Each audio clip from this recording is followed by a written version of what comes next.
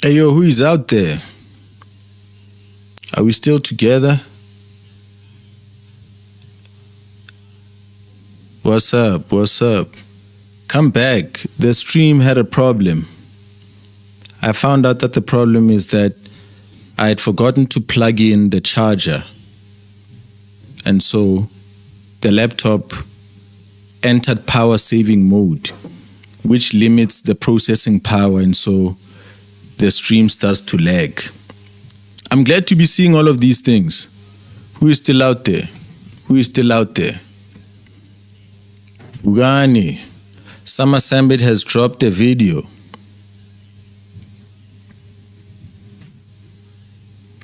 Interesting interaction earlier, yo. Interesting questions came through. I've been told that some comments have come in saying that I've become a watch party. I totally understand. I totally get it. I totally get it. I totally understand.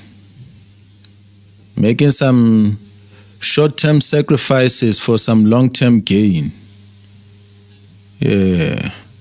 Criticism and this format is what I came here for. Yeah. I appreciate it. I love it. I hope Afrikaners also join my live stream and they criticize or something. While I'm doing the content, they can throw their opinions over there so that we can see them. You know what I'm saying? So I don't mind. Yo, ask me again. Ask me again. Tell me if you got what I was explaining though. Yo, let me know. Let me know.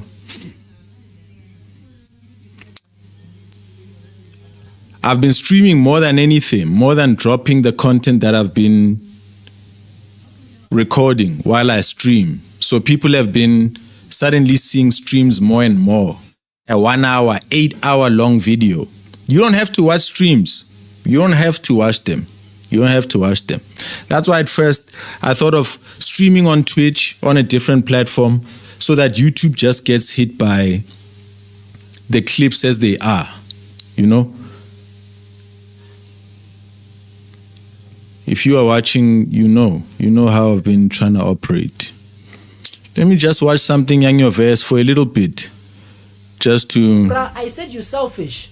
Get myself prepared to think and operate. Why is he the only one people always have issues against? Think you're selfish, is attacking me, 1, 2, 3. Stupid boy. You need to know how to manage your own ego. I don't go out there belittling youngins who are trying to do their thing. Don't be hitting your chest saying you're the guy. I don't want to be like you, bro. You don't get the opportunities because you make people feel uncomfortable. Bro, we can grow having a problem with you alone. Don't make yourself like you are the whole industry.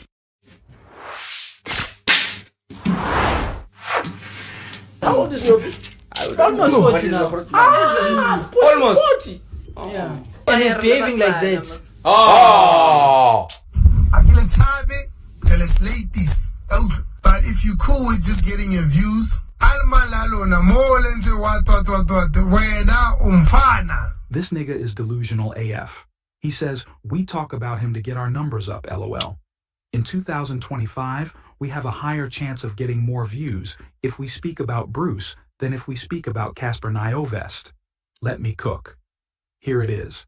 Casper went to a podcast, tried his best to clout chase and clip farm, mentioned Mac G, Saul, and shitted on Aris, had the new gin on the episode, and all he got was 400,000 views in a month after all that.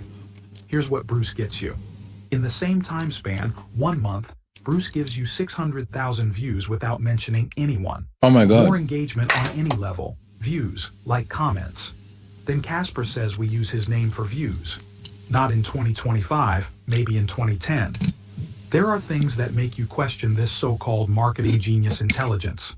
The guy has a team behind him that executes and thinks for his brand. You see what rubbish he talks when he talks from the top of his head without consulting with his team.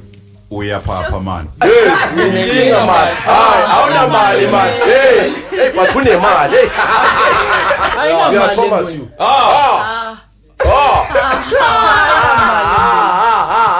Why do you think he's doing fill-up again? Bro, after 15 years in a game, why do you still get touched? Because after 35 years in the game, I'm still a human being. Yeah. I'm a human being. It Yeah. doesn't matter how famous, rich you are, you do get disrespected, and it feels the same because you're a human being. I mean, and I don't go out there poking people. Yeah, I'll check them out. I'll go and check out those comments. But man, Anna, it's well explained here. I have a vision. And you know, one thing that just excited me, yeah? I don't know if I'm correct either. I walk and experiment through life, not knowing how things will actually turn out. And so even this, having you guys show up for it and keep it interactive like this, it's very dope and I appreciate it. It's helping my vision come to life. You know what I'm saying? I appreciate it very much. Yeah. Thank you, Lee. Yalabo. I appreciate it very, very, very, very, very much. I have a vision, yo. I have a vision. I don't want the Summer Sambits to start this first. The young generation are my children. So my children will grow up in a world where Summer Sambit is an adult and he's, you know, closer in age range to them and he'll be listening to them. So I need to fight the good fight while I'm here. More lefatsing. Right? No, it's good.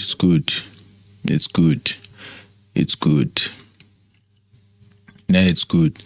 You know, here's an example, you see, of what Casper is involved in. I saw Nota has spoken something, outrageous, bro, about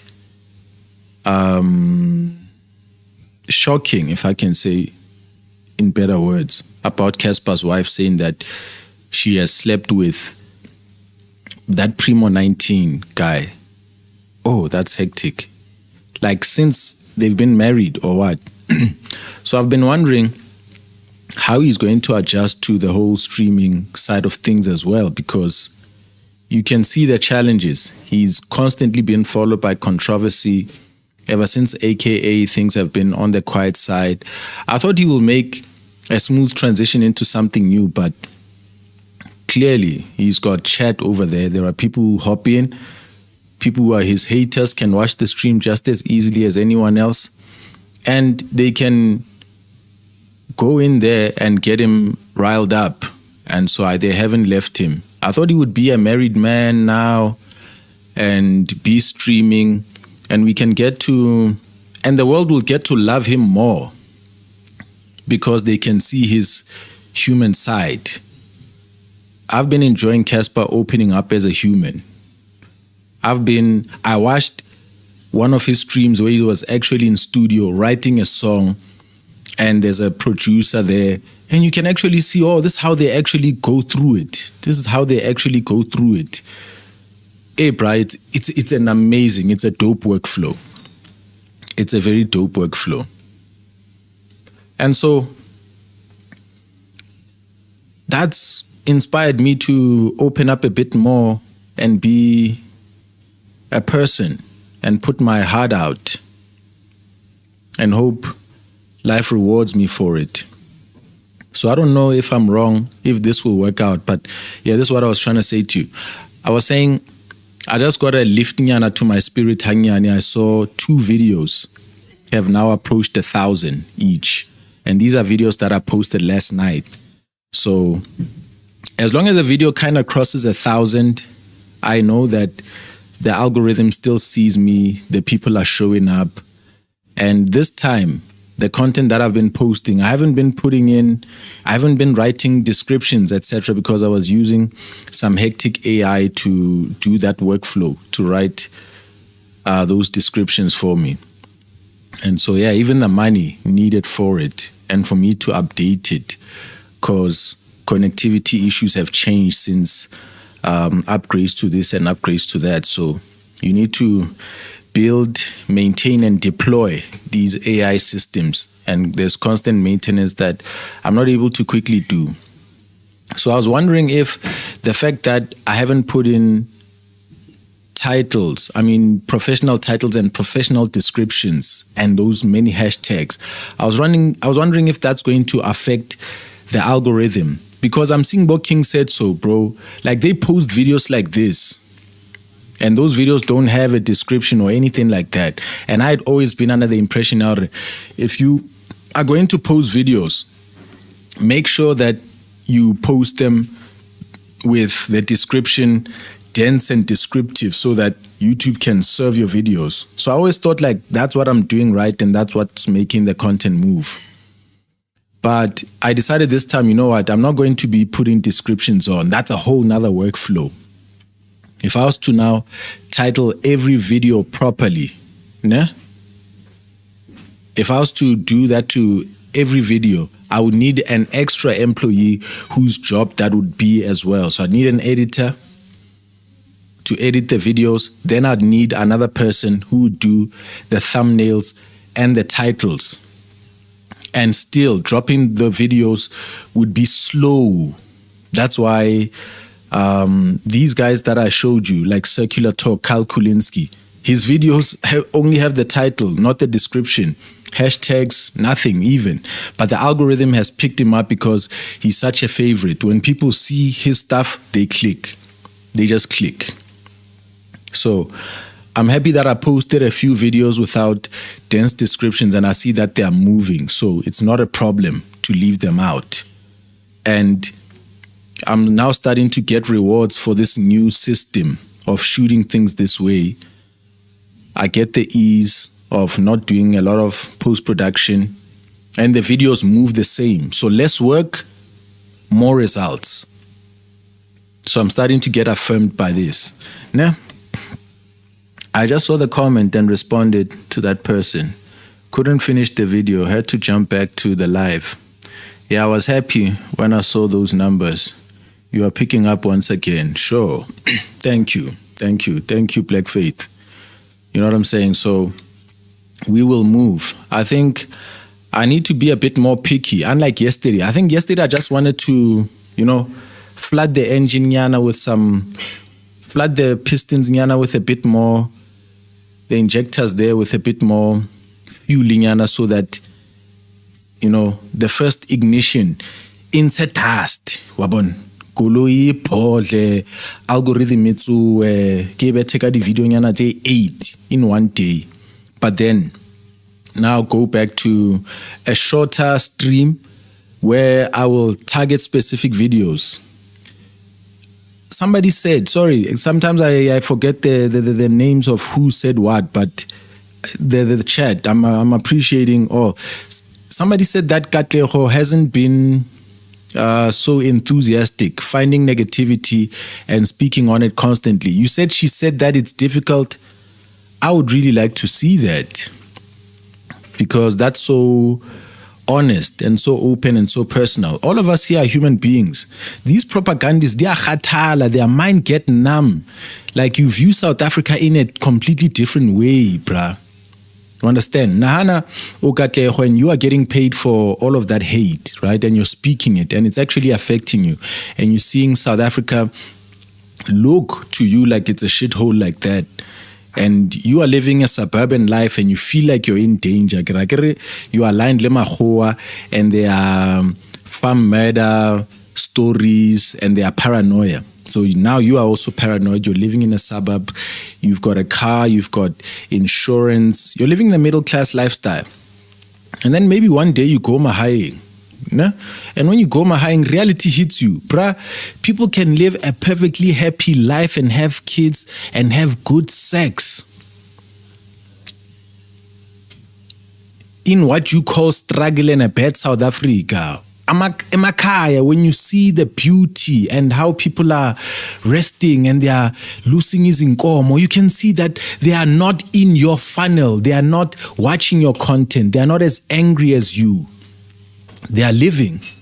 And you see that you are getting stressed. You have to go to a therapist now to go offload, to go tell the therapist.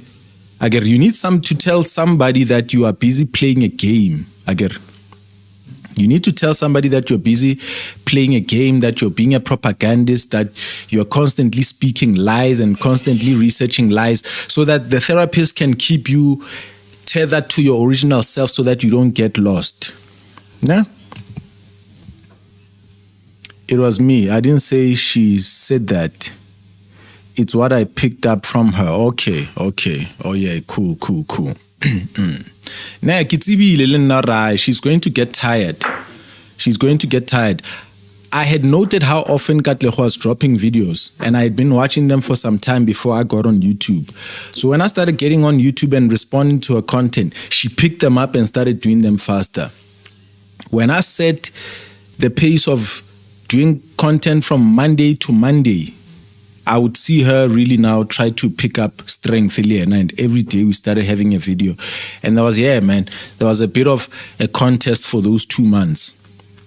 Cooling off, the Trump thing finally hitting a crescendo, climaxing, and now we are back. No. I mean, these people can also see that their propaganda is not moving as quickly, Agar. It's not shaping the nation so fast. It's not making the DA more stronger in the GNU. The GNU is not out-muscling the ANC the way that they thought things were going to be. You know? The government is now DA and ANC. So, when you're constantly pumping negativity towards the ANC, or you're selling something, you are letting the DA escape. You can see that they are not doing their best. They are not walking away from the GNU. They are not putting up threats that they are able to follow up on. They can see Trump. It's not going well for them. It's not going well for them. So one has to chill a little bit. So let me listen to Casper a bit here. I'm going to pick out 4 Nyana videos and do them straight. Pa. And the original Neo, Joe, when I would drop 4 videos, you'd note in those different 4 videos, I'd be wearing 4 different clothes. So what I was doing was shoot one video and then take off those clothes and put on other clothes and shoot a different one. So I was really content creating, playing around. But as you do more of this content, you realize the inefficiencies. That's why Penwell, he wears black fella. I think there's something weird, satanic, ugly, dark there in this whole commitment to wearing black. But at the same time, I understand. I've met Penwell. He doesn't look clean. He's not like a suited guy who holds himself in high regard. He's like a goat, man. He's like a goat, and he stinks. He stinks. Shy roll on ga cool. Yabona when you're a high school student, then ugeza nge roll on or ugeza nge spray se ego. That's Penwell. So he's a person who's busy. He's got many kids. He's on TV. He speaks controversially and he gets hit back with words. So behind the scenes, Joe, in order to be pumping like that, people, they compromise. They lessen what they are able to do. Yeah, so one of the things that you can cut out on your attention, on your mind, when you're appearing on camera every day, is just wear the same outfit continually. That's why Ronaldo keeps wearing a black shirt always and the cap. That's it. Simple setup. Repeat. It's a money machine.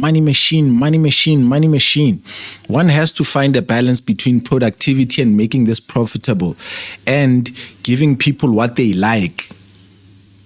Because if you give too much of what people like and you don't have a repeatable system that can get money, you just fall off YouTube. You just fall off.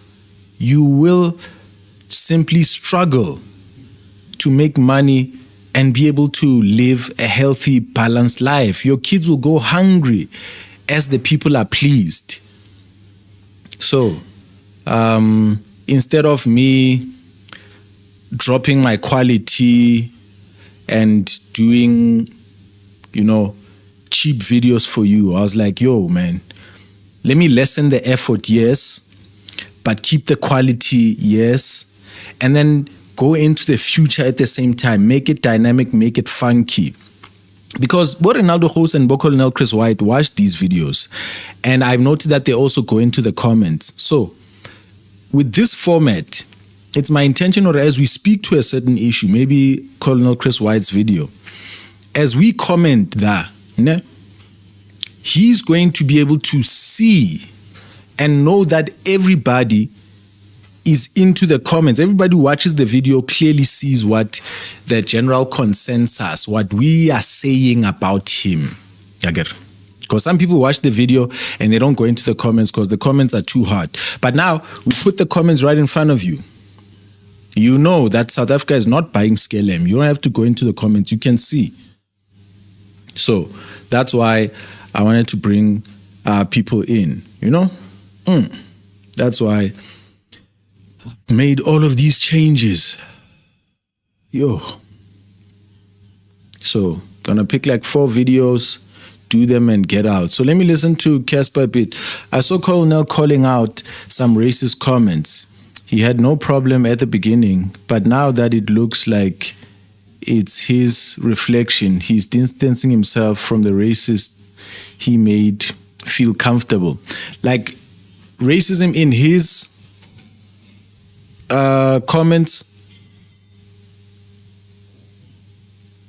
are there people who are white in his comments and he's kind of calling them to order? Yeah, he's got a big platform. The bigger the platform and the more hateful it is, the more apparent it is. Right? This smells like Israel, my brother. Yeah, we know now how hateful. Hey, have you watched Noble Nitpicker? What's up? What's up? What's up? What's up? What's up? What's up? Noble Nitpicker. Earlier, man, I was responding.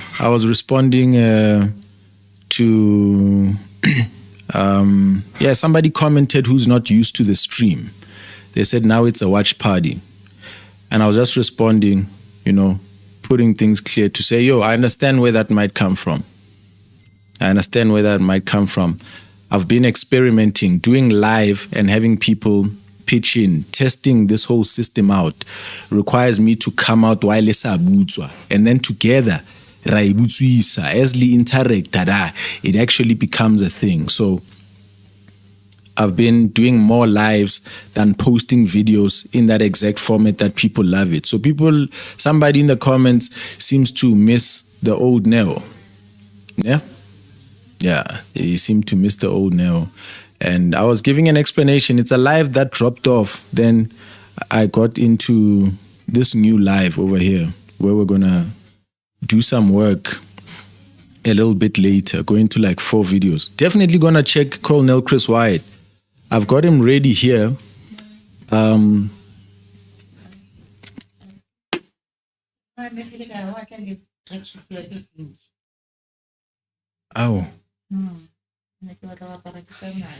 Okay. All right, Kat. So, I'm definitely going to check out Chris White. He spoke on Trump's on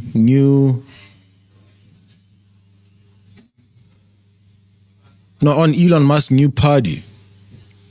And yeah, I found that interesting. But the video wouldn't go anywhere. Seemed like nobody is paying attention to him for his opinion on his own country there. But whenever he talks about South Africa, the videos pick up.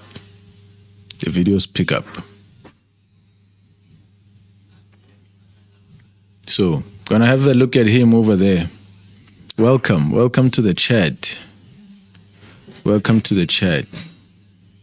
And I feel a bit different today. I took Ritalin. I haven't taken it in some time, and so I'm extra wired. Like, I feel different. Does it come across? I don't think it would. Engagement on any level, views, like comments. Then Casper says we use his name for views. Not in 2025, maybe in 2010. There are things that make you question this so-called marketing genius intelligence. The guy has a team behind him that executes and thinks for his brand. You see what rubbish he talks when he talks from the top of his head without consulting with his team. Uya papa man. Hey, uyinkinga man. Hayi, awunamali man. Hey, bathune mali. Thomas you.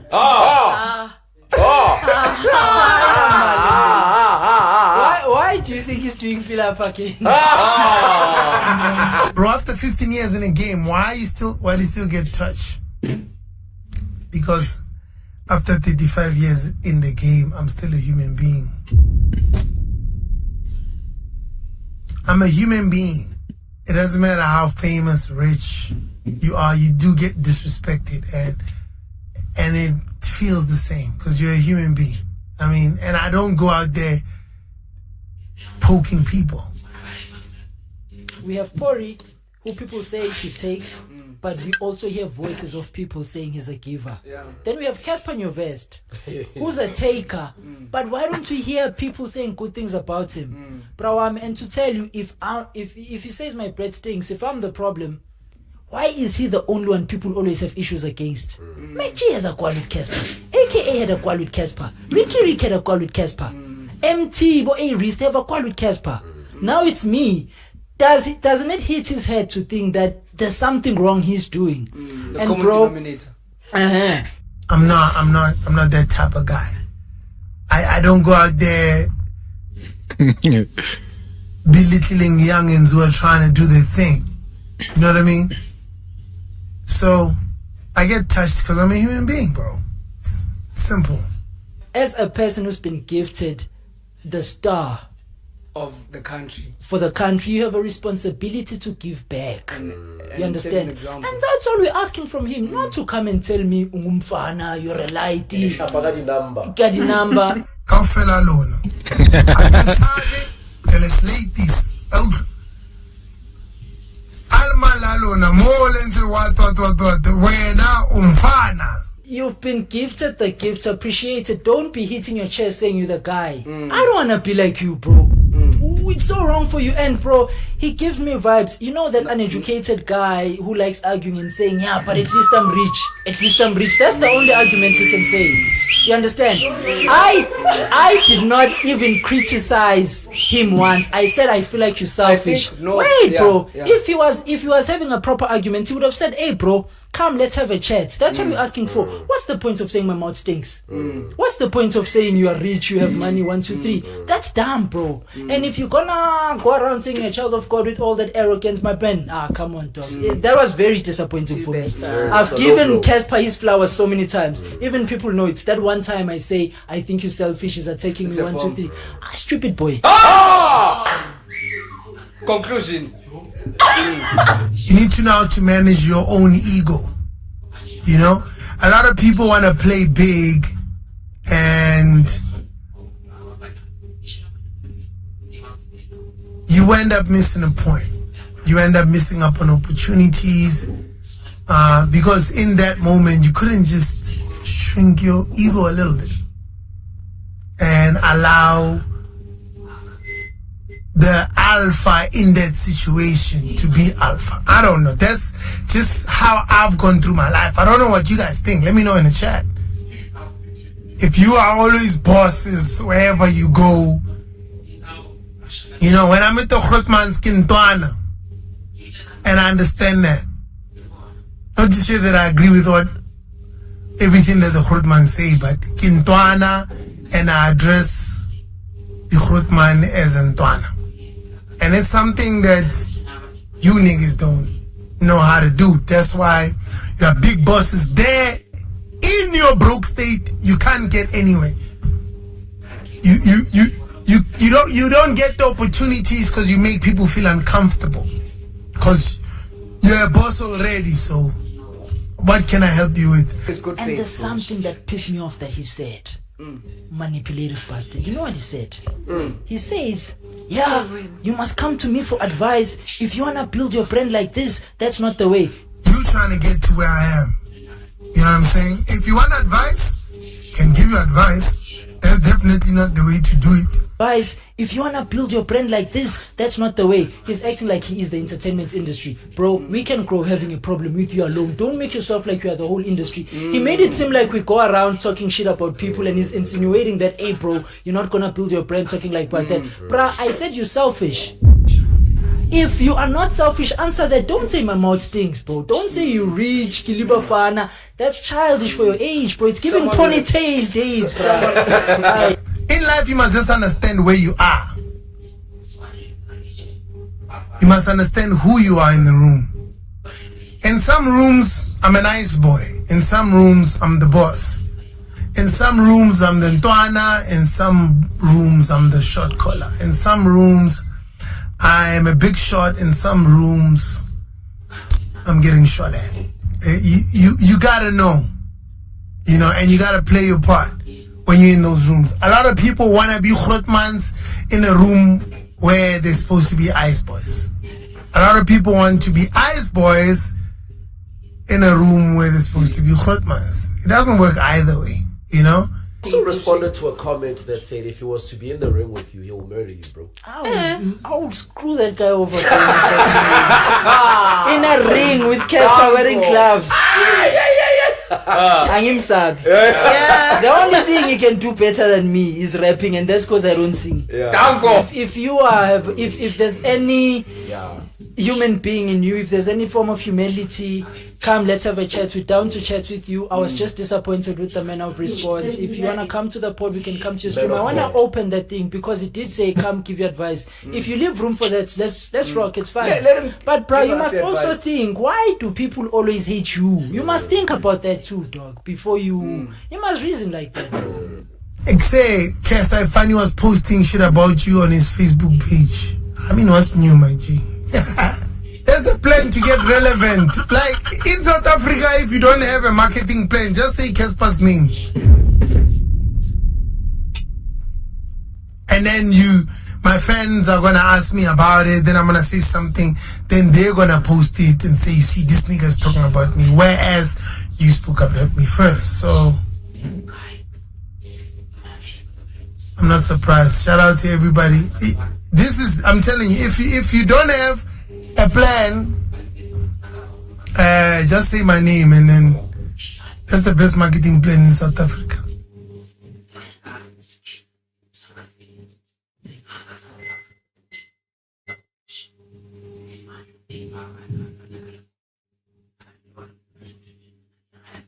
If you don't have a plan, just say my name, and then that's the best marketing plan in South Africa.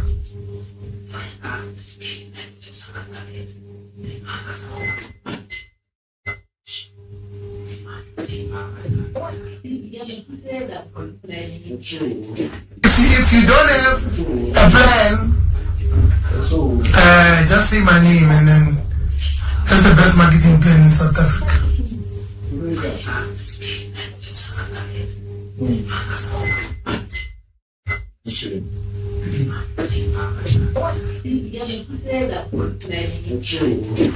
If you don't have a plan,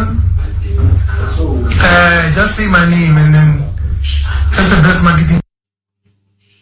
What the heck happened there? Did it go over to my channel after it finished? Yo, sorry about that. Sorry, I was away. Things handled themselves after this. What weirdness. What weirdness. Hey, it's a bit busy here. A bit today.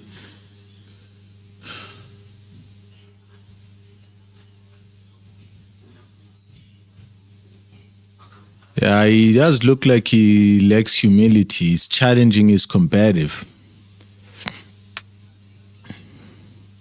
Let me play one more thing and just step away for another 3 minutes nyana and come back.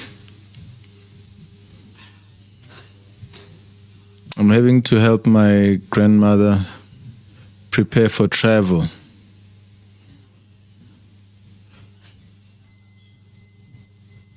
Evan, yeah, that live inside LA, that was nutty, man.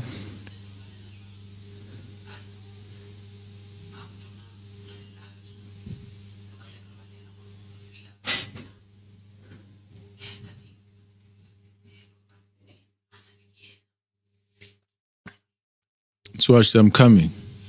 New fallout in the very public feud between Elon Musk and President Trump. Hey, this black The tech woman is so billionaire is now making beautiful. good on I his love threat her to so start a new much. Political party after On Trump's CNN. massive spending bill. Oh my become goodness. law. Trump announced his America Party over the weekend, writing in part.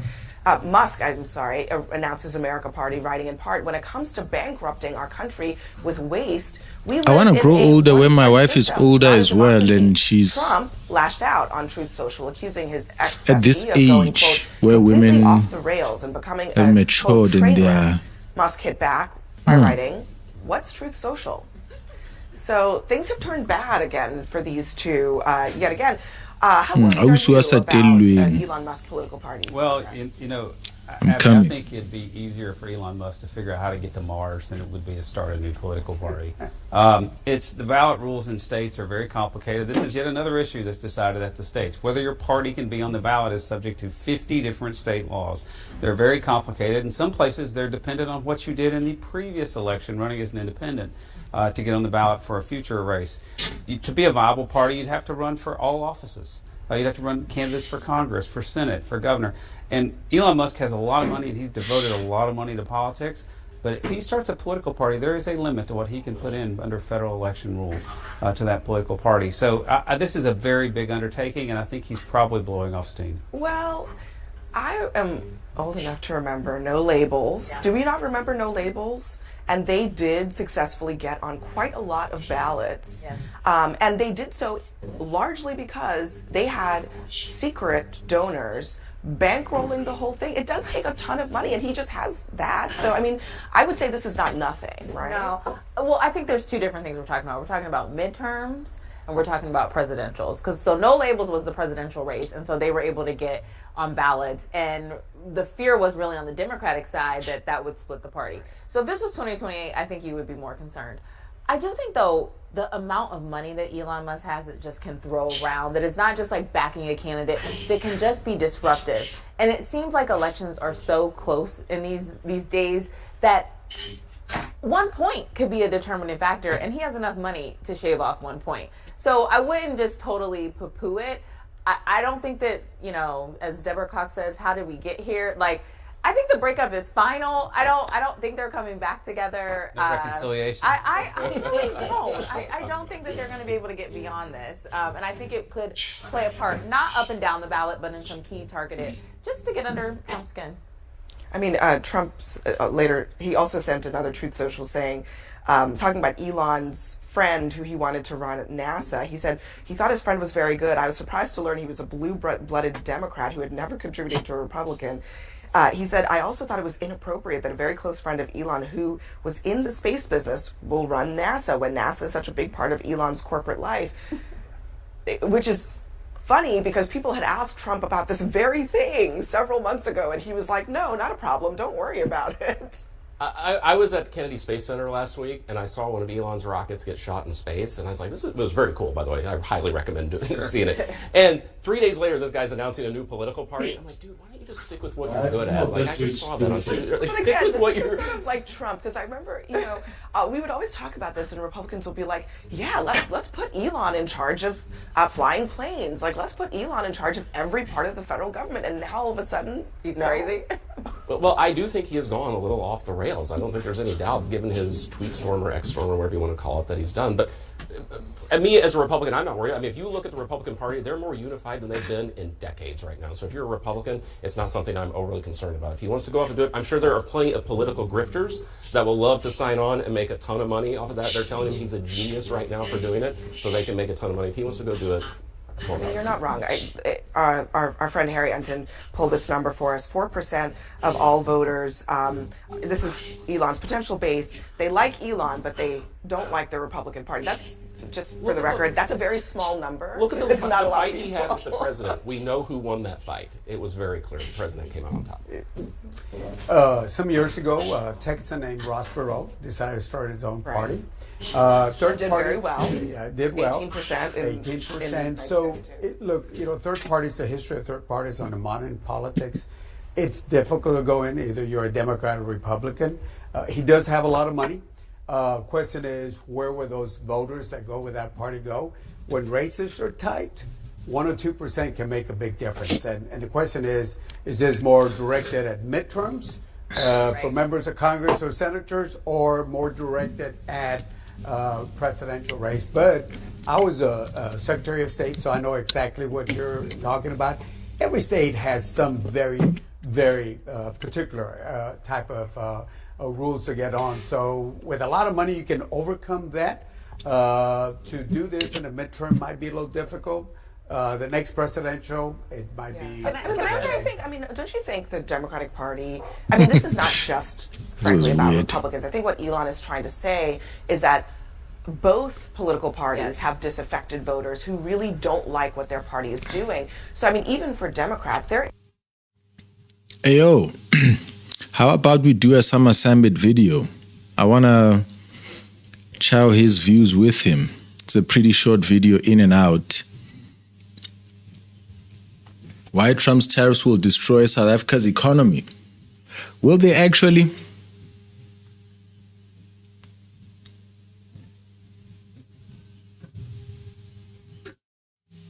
Yeah, he's daring Trump to deport him. I think we should do a Summer Sambit video. I feel like being productive a little bit. Aish.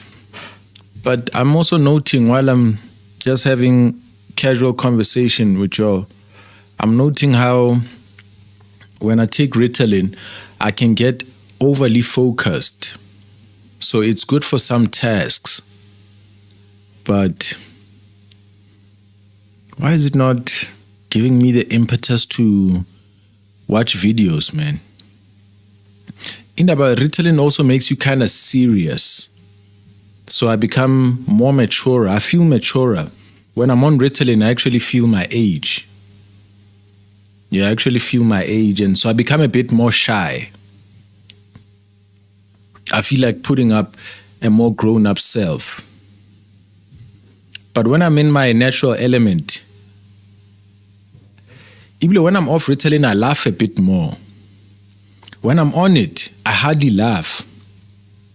So I want to watch Sambit's video and laugh. But I can feel the laugh not coming, Let me just put some sugar in my brain as we finish this video, then we'll do Sambit. in the doghouse right now with their voters, frankly. Is there a risk that he could siphon off some of those people? Yeah, you just never know where those voters might come from. Yeah, because there are people on the Democrats say, "Hey, Democrats, you need to fight harder and harder than what you're doing right now." Republicans, probably some of the Republican voters might think they maybe went over on some things because look, both parties overreach. It happens. It overreaches, and the American public has a way of bringing back people to somewhere around the center. I've been saying this, Abby, since before the election. Yes, you have. This is, I think we're approaching the end of the two-party system in America if parties don't self-correct. Voters are frustrated and their loyalty is no longer reliable. Am I thinking it's Elon Musk? I'm not sure. It's why we spent a week talking about who won the Democratic primary in New York, because you have parties like the Working Families Party that are starting to do recruitment and been in formation for 20 years. I'll just say, though, to close on this man had the keys to the kingdom. He had our data. He had everything we could imagine for over 100 days. And now we're saying he's a little unhinged. That is a very important question. Let me play what Steve Bannon, who's no fan of Elon Musk, what he had to say about the whole situation. The buffoon, Elmo the Mook, formerly known as Elon Musk, Elmo the Mook, a non-American starting an America party. No, brother, you're not an American. You're a South African. Yeah. And if we take enough time and prove the facts of that, you should be deported. Now, I'll give Steve Bannon credit for being consistent, because he actually has been saying this for a while. But the other, deport the South I would say Africans. that what is the most Colonel ridiculous Chris. about this is the idea It's that gonna the go people, well, man. as I was just saying to Lance, who 6 months ago literally thought Elon Musk could hang the moon, are now maybe saying he should be deported, maybe saying he's lost his mind. This, frankly, is what people hate about politics. I don't think Steve Bannon Yeah. speaks for all Republicans or even a lot of them. But I think This is why people personally hate glad Elon politics, Musk is here yo. in America. I'm glad he's They're SpaceX has flip-flopping. helped save our space program. I'm glad Starlink is giving broadband to rural America where government fails. I'm Zuma glad must he's here. fall. I think I'm that joining Ashley's controversy right as that a he party. could It's make the a best difference decision in I've ever targeted made with races, my but entire you life. have to accept I'm that he's done gonna with be the a spoiler, cult. that his candidate's going to lose, and that is not something Elon Musk is going to be great at. I predict is deciding he's going to I feel lose. like he's It okay means with Donald being a Trump spoiler. loses. Well, yeah, I mean, maybe he's okay with being a spoiler because he's kind of like a little bit of a burn it down kind of person. Yeah. You know what I mean? That's at least that's I what mean, he. don't that's you guys what all he agree said. that Elon Musk played a significant role in 2024? So to think he wouldn't play a significant role regardless of who I was would affiliated- don't count him out of what anything he might try to do, but politics is a very new thing for him. As Lance Yes. says, he's good at rockets. He's brand new at politics. Right. Fair All enough. right, guys.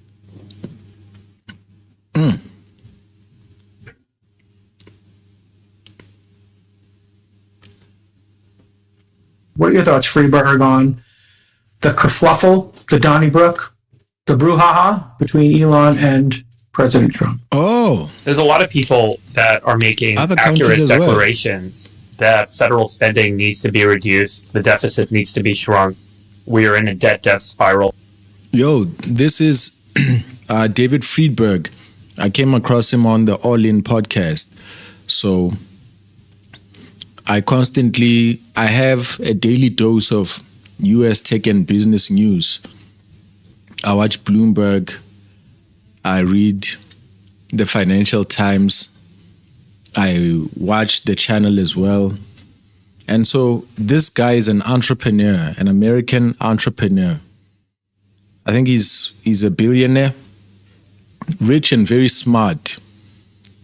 I think he was part of the PayPal mafia. Yeah, ke sona scheme sa Elon Musk, Peter Thiel, and him.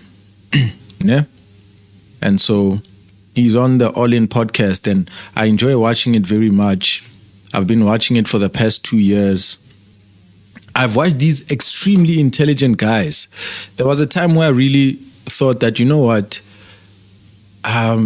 like Americans are superior in some kind of way. You know, I tried to measure my brain and measure theirs and wonder how much traveling must I do to have what they have.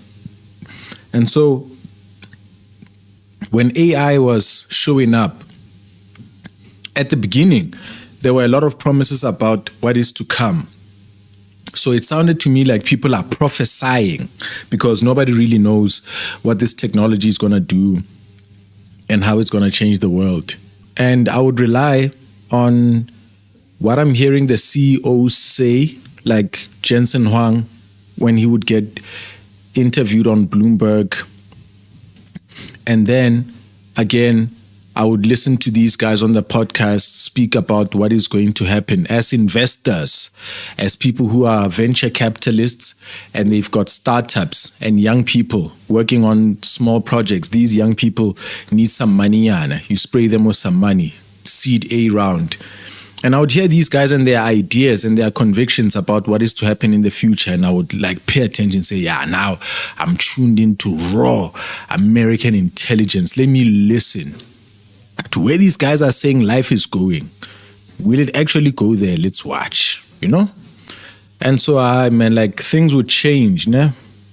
The AI promises would hit a plateau at some point, and AI enthusiasts started asking the question, is this the AI winter?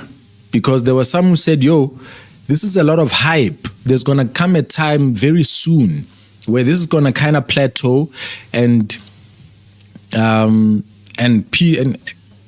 go down pretty much. And while it's down, we will reach the trough of disillusionment, you know? So we'll experience an immediate peak and then we'll fall off, and we'll be at the bottom for some time, where enthusiasts and fans and lunatics fall off, and those who really like the technology, those who intend to embrace it, will be building applications with AI during that time. Adoption will happen during that time. So we entered the trough of disillusionment about a year now and a half ago. Times have moved so much, and AI hasn't done the things that they said it's going to do, you know? And maybe the technology is still growing, because NVIDIA is apparently going to cross $4 trillion. I don't know if they've crossed a market cap of $4 trillion or not. Let me quickly check.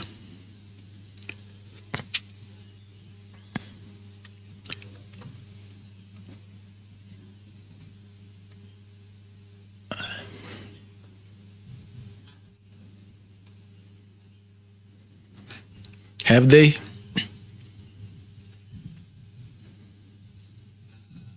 Okay, has not crossed.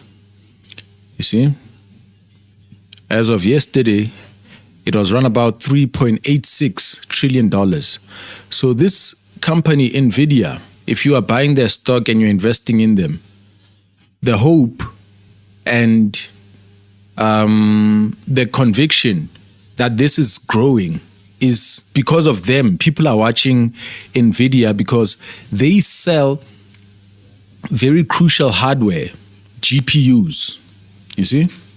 GPUs were first made for games, and then crypto miners started getting into GPUs in order to mine Bitcoin. And then, thanks to something called the CUDA architecture on those chips, those CUDA cores are able to handle AI calculations at a very rapid rate, you know? So training models and inference, having the model answer questions as they come in, the thinking, that requires NVIDIA. And NVIDIA takes their semiconductors from Taiwan, from a company called TSMC. So there's a very close relationship between these two. And Taiwan, as it is hotly contested between the United States and China because of that TSMC there, which is supplying NVIDIA with what they need. And NVIDIA and the US government has restricted NVIDIA from sending or selling GPUs to China so that the Americans can win the AI race. So NVIDIA is climbing to these highs despite not having access to the global market. So there's enough demand in the USA alone and US aligned, where it's not restricted to sell, enough to get it to where it is. And that demand is driven by the purchases of the hyperscalers. You see? So Google, Microsoft, Meta, Apple, how can I forget this one? I can't. Amazon. Yeah? They rely on NVIDIA chips, NVIDIA GPUs. And so they are a company that has 5 customers only in the world. And those 5 Nyana companies are the richest in the world. And so it's the most interesting monopoly ever. You understand what I'm saying? It's defended even by the US and them seeking for Taiwan to remain independent from China so that China doesn't completely take over, take the land from underneath them. So,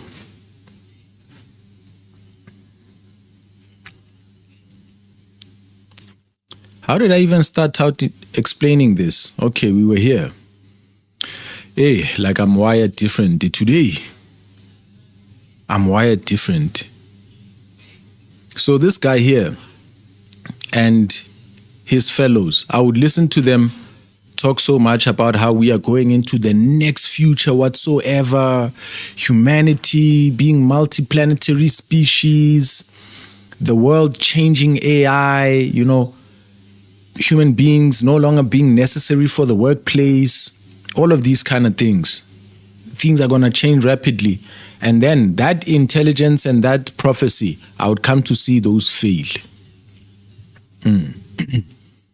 It's not happening like that, you see. Like AI, when you first experience it, the boost in productivity, let's say the capacity to write, and to communicate properly with documents that are, properly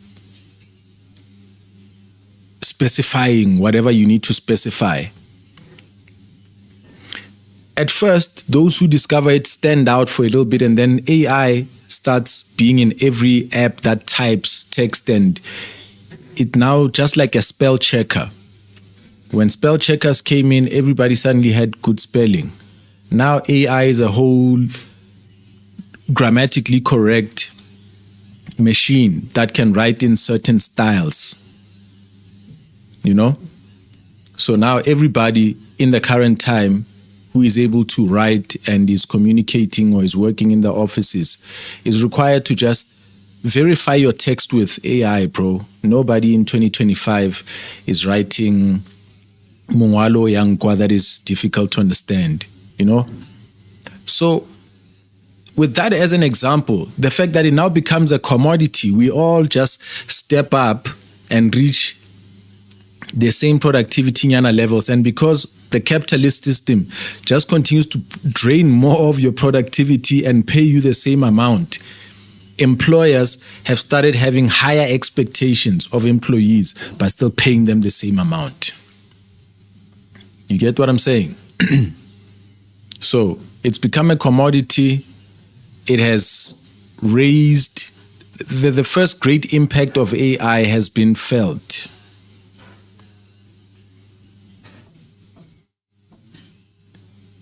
Whatever intelligence revolution that we thought was going to be there, this is it.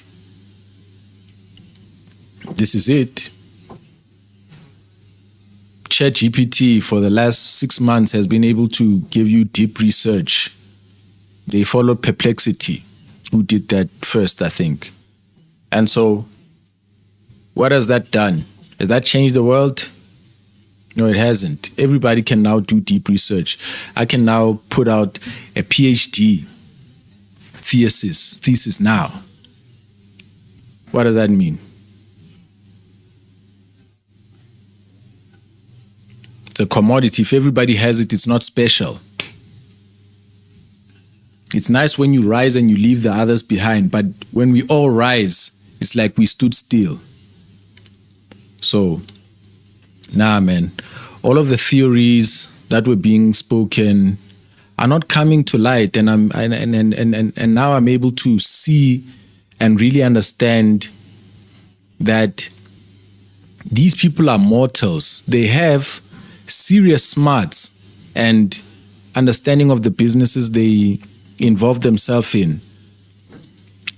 But they are still speculating like all human beings. They are still sowing and hoping for a return. Plus, they lead the revolution. The revolution in technology comes from the United States and these people. So they have to drive stock price by claiming certain things so that people can buy in. The US needs to look like it's constantly supreme and coming up with new things, and more people are investing, and the stock market is going up and up and up and up and up. And you realize, right, man, this is one gigantic pyramid scheme, Joe. A big ass pyramid scheme. Niggas make promises today. It drives the stock up, and then they pull out. It's called a pump and dump. Those who know these things. So you realize, Oreban, no man, but for some days continually hoping, and then as the episodes go by, they start to now apologize, not necessarily apologize, but to express to one another how things have stagnated and how the technology is not turning out to be what we thought it's going to be. And off now to discussing Ukraine, off now to discussing other things. And I'm thinking, if I had bought the stocks they were talking about, yes, I would have made some money. I would have. But imagine if I put much more into that, like setting up. I don't know. Yeah, I'm wired different today on this Ritalin, man. And they are absolutely correct. We'll do Sambit. So I don't think that Elon is off the reservation when he makes those comments, and he's talked about this continuously, and he dedicated months of his life to operating Doge and trying to bring to light some of the extraordinary operating inefficiencies in the federal government that should be addressed. And I think, we'll see what happens. Jury's still out. For those actions to get permanent, they, I believe, need to mandate them in an appropriations bill. And the White House has publicly declared that they are going to move forward with an appropriations bill to try and cement some of the Doge actions. So I'm hopeful, but I think Elon's right with respect to the spending. I will provide the voice I have heard publicly stated from the alternative view from the White House, which is this is not the bill to do that because it mostly focuses on these mandatory spending programs, and they are addressing cost savings to some degree in these mandatory spending programs while keeping the tax rates where they are or reducing tax rates in some cases, which the expectation is will stimulate GDP growth. So the White House view is also a view that you could look at and say, economically, I could see a path here. That does make sense. You're reducing spending only on mandatory programs. You're going to come back with an appropriations bill to address discretionary spending. And then the final kind of action that the White House might take, which we've heard about separately, is impoundment, that at the end of the fiscal year, they may come back and say all the money that we saved by not spending it, we can actually recover through impoundment. And the CBO has not accounted for tariff revenue. How?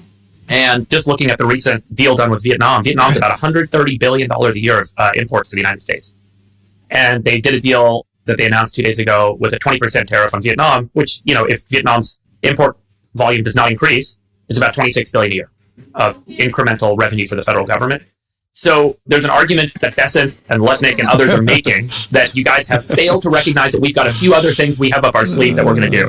We're going to do impoundment. We're going to do this appropriations bill. We've got more revenue coming in. Net, we will get the deficit down to where we need to be. In fact, Scott Bessent was on TV saying over and over, we're going to get the deficit below 3% of GDP, which is the key target here. But the immediate reaction to this bill, I think that Elon is having is the same that I've had, and it is the same that Senator Johnson had, and it is the same that many others have had, which is what the F are we doing? What the hell we are are in you a doing? fiscal emergency in this country, and we're not addressing it. And so I think Chris both White is points of talking view to us. can be valid, and both sides can have a good kind of argument for why the bill. Yeah, so just like this is how I get to know that the US is in trouble. Guys who are serious, guys who are real businessmen in a real world, not content creators like Ronaldo Hose, bro, who are constantly, gesturing. Like I find the Ronaldo Hose white South African genre is so lame, bro.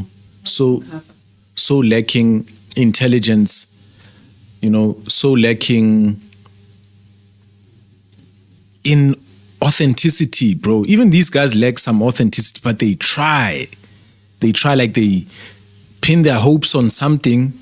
They've got their money tied into what they're saying. They've got a fiduciary responsibility.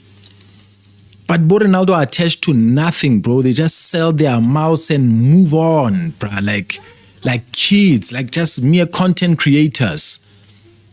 People who can't speak the truth for nothing. These guys here, bro, get forced to speak about why they're pro-Israel if they are. I just don't get it. Just on a basic level, traffic. but it was also a dream of the future we were sold. If you watch much of the futuristic films of old, the flying car was a constant feature. Yes. Yes. Ash, but again, the dystopian genre, like,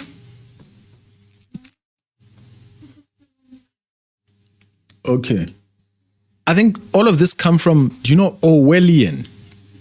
Akira Orwell is the one who wrote 1942.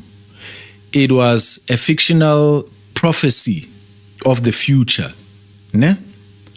And Orwell's description of the future is what brought about movies Terminator. Ne? And the whole simulation theory that these people actually believe in on a scientific level, or we are in some kind of simulation, things are in repeat, and some beings travel from the future to try and tell us what is to happen because we are predictable and they've made their mistakes.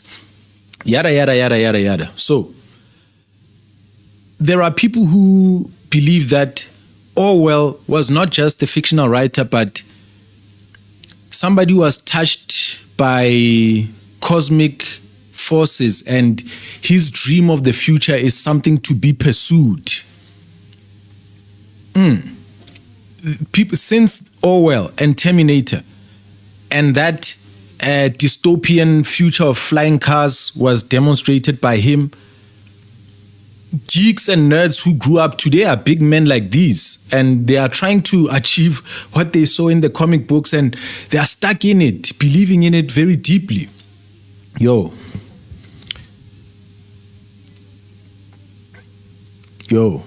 Kumkani, welcome to the stream, man.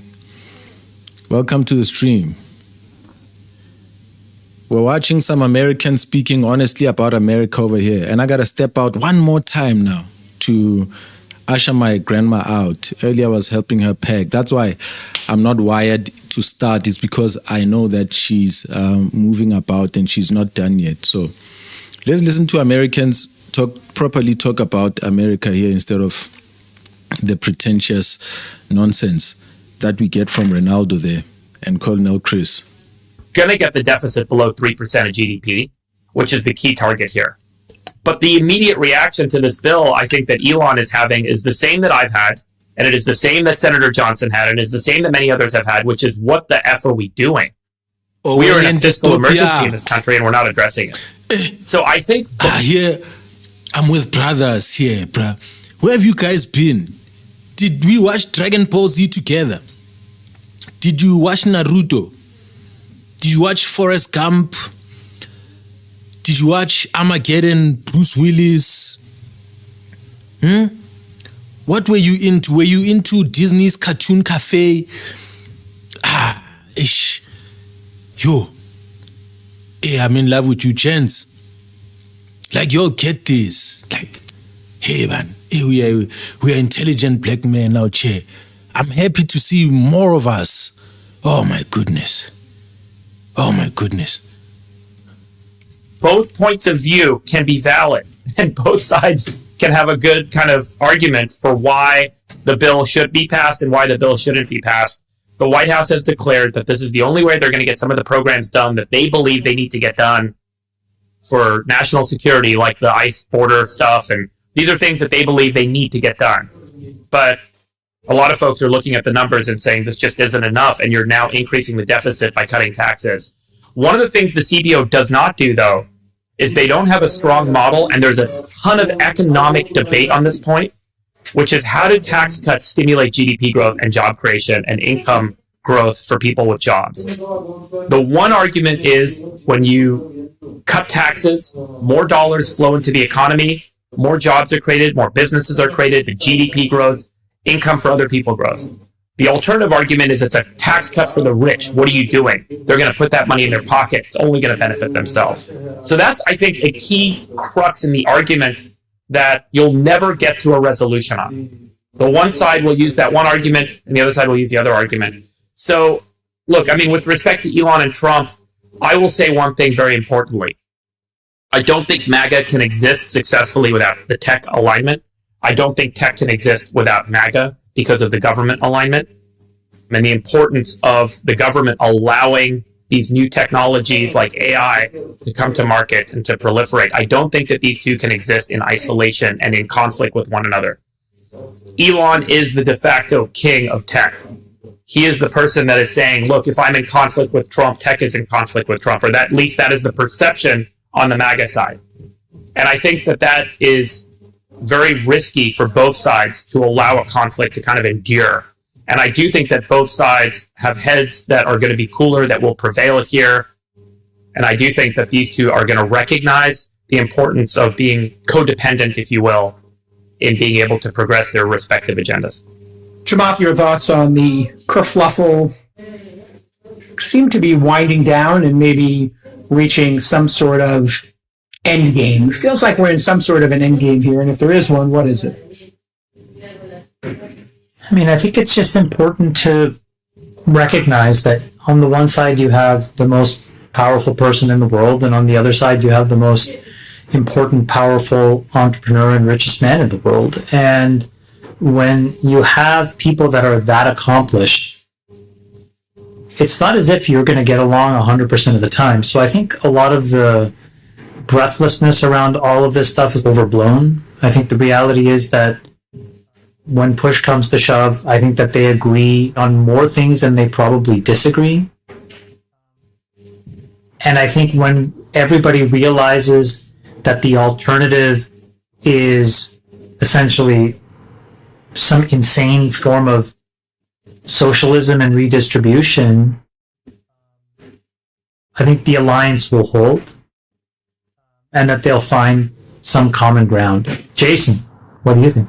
Well, I think you're right. These two individuals are used to speaking their mind, and they're both really good at social media. And then there's no better media cycle than covering the two of them battling it out and trading barbs. But I think what Elon did this cycle was really interesting. He started a preference stack for Trump, and that preference stack, however you want to phrase it, I think played a large role, if not the role, in getting Trump elected. People can debate that. I don't know that you can perfectly know what that $250 million and all that effort he put in, what that did in terms of Trump's chances. Trump probably would have won anyway versus Kamala, but maybe not.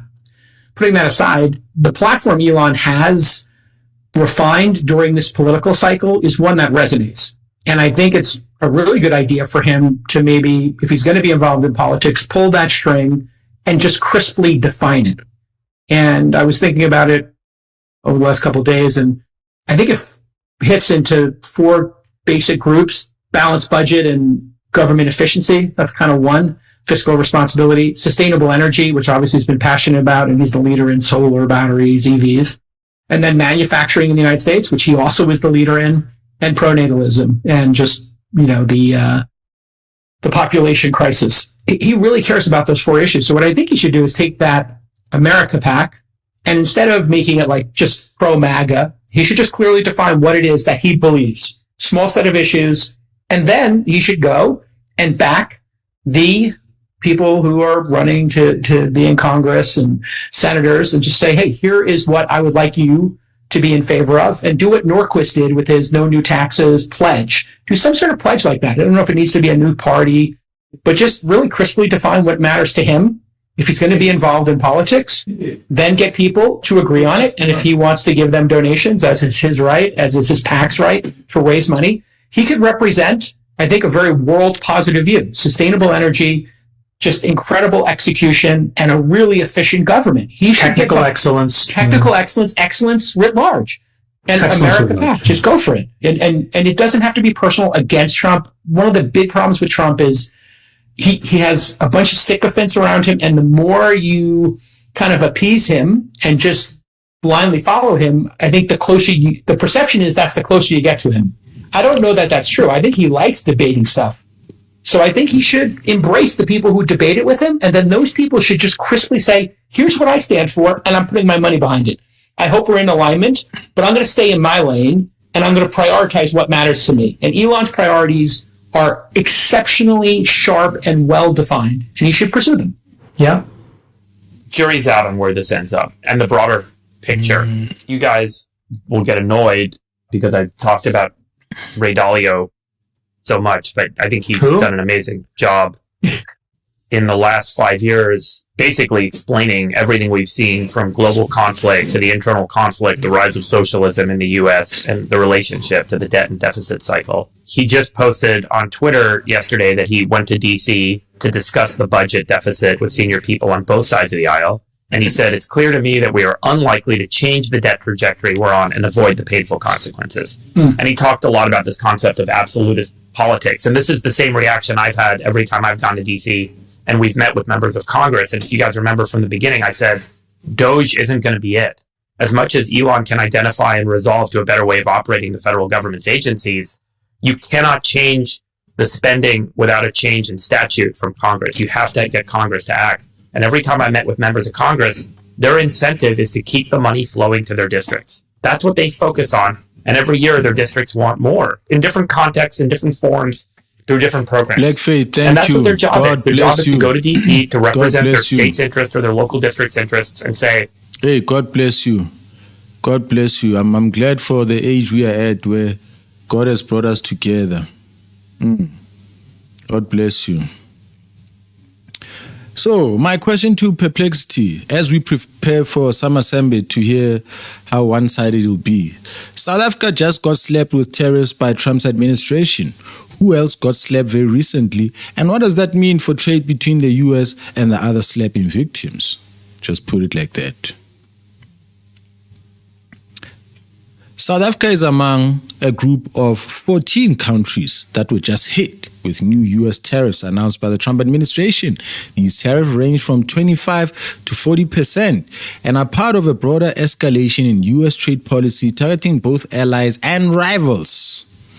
The countries most recently affected include Japan, 25, South Korea, 25, Malaysia, 25, Kazakhstan, Tunisia, South Africa at 30, the Bangladeshis, 35, Serbia, 35, Cambodia, 36, Thailand, Bosnia, 30, Laos, Myanmar, 40, Indonesia, 32.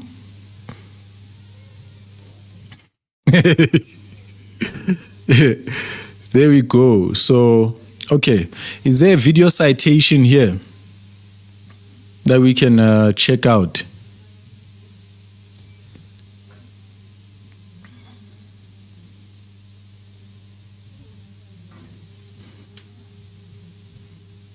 Ayo.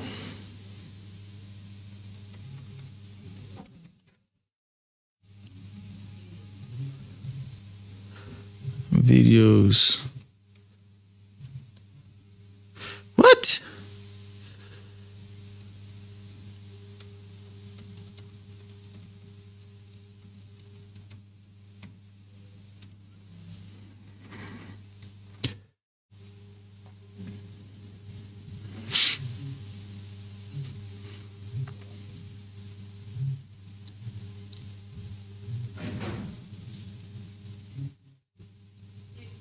Yeah, let's see. SA government responds. Nah? Okay. Ramaphosa acknowledges Trump's letter. SA government reacts. 30% US tariff could knock out the South African economy. Global trade war incoming. Trump war tariffs unpacked. US tariffs 2025, good or bad?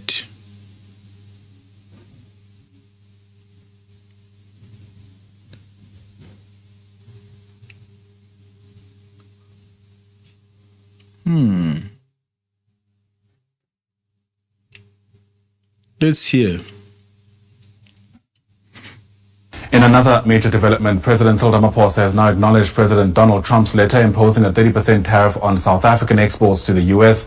citing trade imbalances and market restrictions. But Pretoria, I beg your pardon, is contesting this interpretation, arguing that the tariffs will harm local manufacturers and exporters who rely heavily on the U.S. market. Ramaphosa's administration has emphasized long-standing economic and diplomatic ties with the U.S., though, positioning this current dispute as a test of mutual cooperation. Let's make sense of the impact that's likely to unfold from this. Bring in economist Dr. Peter Bauer, who joins us now via our video link. Doc, it's lovely to have you on the SABC News Channel. Thanks very much indeed for agreeing to come on. Is this the start of the end of AGOA? That's going to be very difficult to actually sort of like interpret. I think South Africa is still significantly important to the United States in terms of trade, especially in terms of the raw materials that we export to the USA, as well as other semi-manufactured goods, and of course don't forget agricultural products. So I think South Africa is significant to America, and I think America will play a big role in our own industry too. So I think we do have room for interpretation in terms of how we go about negotiating the way forward. I do very much believe that this impact will not only harm South African businesses in terms of the quantity which we export, and of course given the current South African economic condition, particularly the low levels of growth and the high levels of uncertainty that we're currently experiencing, I think it's also going to affect the American businesses too. For themselves, these kind of tariffs increase the price of goods in America as well, which then has an implication on their own cost of producing goods, as well as it will translate to the consumer. So in America, I think they are equally at risk right now. Sure. Help us understand this conversation around and the interpretation of the balance of trade. I mean, is there like a way to calculate these things for lay people to understand how somebody like Trump, for example, got to this 30%? Yes, and I think this is where we, as from South Africa's side, we look at the way in which this has been interpreted as being incredibly flawed. And America is looking at how many goods, while the total value of goods that we're exporting to America versus the total value of goods that we're importing from America. The interpretation here is that America is a very much larger economy. It's much bigger. There's a great many more goods that we will sell to the United States than what we're going to purchase from the USA, just in terms of size of the overall population, the size of the economy, etc., etc. So what is the way they're looking at it is they're saying, well, we're obviously exporting a lot more to America than we're importing, and they're basing the tariff on that. And that, of course, in itself is fundamentally flawed, in the sense that when we look at calculating tariffs, there are other methods of really accurately measuring the impact on an economy. But this overall, shall we say, this umbrella approach that is being applied by America is definitely flawed in many, many ways. And I think South Africa has a lot of room to negotiate for far better terms of trade. And our teams are on it. We're really looking at highlighting the strengths from the South African economy, what value we can add to the economy. But again, as I mentioned earlier, what I'm concerned is not only is it going to impact again on us, but look at the American consumer too, and the negative implications. And we're going to see this going forward over the next few months. Yeah, really concerning. And in many instances, of course, we speak about South Africa and the US, but the people really on the coalface of this are the companies, right? Because it's companies ultimately that produce these products. And I wonder then what the message is to South African companies watching all of this unfold whilst these behind closed doors negotiations continue. Yeah, we really do need to brace ourselves going forward. The period of uncertainty is here. I think once as we go forward, as we start to create better trade relationships, better trade deals with the United States, we might be able to reduce some of that uncertainty. But we really do need to brace ourselves going forward. We are unsure how it's going to impact us, how those prices are going to evolve and impact on us going forward. But I think South African businesses, Ayo, I'm hearing what's happening. I just had a thought, just a quick weigh-in. This whole thing, this whole approach, the way that Trump has gone about things, I'm trying to make sense of it. I really am. I'm trying to find out what it really does. You know, what is its intention in total? What kind of world will we be, you know, as a result of this? Because number one, it raises the cost of living in the United States. And I've noted that that country there has an obsession with that thing, raising the price of living. The people, so many documentaries all over YouTube are coming out about how the current generation of young Americans are not able to buy a house, a comparison of what the house price was and how much a person earned. And I think the calculation back then was a house cost 40 times your salary back in those days. So 40 salaries, if they were to go completely clean, yonki mali, you'd be able to pay off a house in 40 months. But because Some of that salary needs to be used for education, entertainment, sustenance, gym membership, side chic, jwala. Then we make small payments, and that makes the payment very long. But at that calculation, simply, the house was 40 times a person's salary. But now, in the current time, there's a bandwidth, there's an increase. Houses are more expensive than what people earn. It takes longer. And so, as a result, people do not buy houses and stay in houses like families. As a result, properties have been commodified. They're no longer shelter, just Maslow's hierarchy of needs. We get this, we are well. The American dream, a house, a picket fence, 2 kids and a dog, is no longer a thing. Okay, thank you. No, I'm not. You know what I'm saying? It's no longer a thing being sold to people. The American dream is a rented apartment. The American dream is to be a landlord who exploits a person in the current time who wishes for times of old. Your parents, if you're young, you would have grown up in a house, hoping for a house, and you're trying to buy one. If you can buy one, the bank wants to give loans, so make the property more expensive. They want a cut of your journey in this life to getting a house. So that's another way to make life more expensive. Take something that is basic and necessary and sell it to people at a profit, like water. We've agreed Mosur water shouldn't have VAT and whatsoever, and it shouldn't be sold at exorbitant amounts. If humanity was sensible towards itself, if leaders cared about the people, houses would be things that we categorize like water and meal. We would respect that place and not commodify it and make it such a playing ground for capitalism. But the United States does that, and it does that with its people. A country that has sent its people to go and die is well practiced in making your sweat.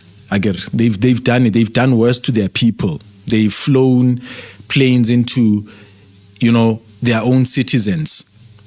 They've carried out terrorism on their own people. So to terrorize them by making life a hell. Nah? Like places like Los Angeles. I had done research about moving to Los Angeles. I had seen videos that tell you this is how much people earn. This is the price of, housing takes up 70% of your money in the USA, in Los Angeles, and in New York. It's roughly that 70%. So, and it's a small apartment where you'll be eating bread but paying top dollar. So the US has done that to itself, and Trump, knowing what the cries of the people are, campaigned on reversing that, making things cheaper somehow. For what reason, we don't know. Why do we have inflation? Why do we have a system where we just jack up the price of everything continually? Who the hell came up with that? Maybe I'm ignorant, but tell me, well, what the hell is inflation about? Why do things just continually move upwards? Who created that system? It seems like it's this heart of the American government, the mind of the American government, an example for the rest of the world. Jack things up. Why? Well, maybe it's like speeding up a convoy. If you're being followed and somebody's slow, they get to be left behind. I think they have a mind to leave people behind, to make the treadmill run faster. So the USA is like a dad who is strict, a coach. Nah? Yeah. Your coach at school who is screaming at you, run faster! You're lazy, you're gonna get fat. Seems like the United States is doing that to its people. And the people are feeling the pinch. For some time, yes, maybe it was able to make people be more productive because you wake up and sleep with that thing. This is life in America. This is not some third world country where you get to just be lazy and sit around and drink alcohol and get a grant to drink more. Here, there's no safety net. Here, you rescue yourself by getting a loan, and that loan you must pay it because there's a system that excludes you from the loan system if you default and what so forth, and you should not default in your life, not once.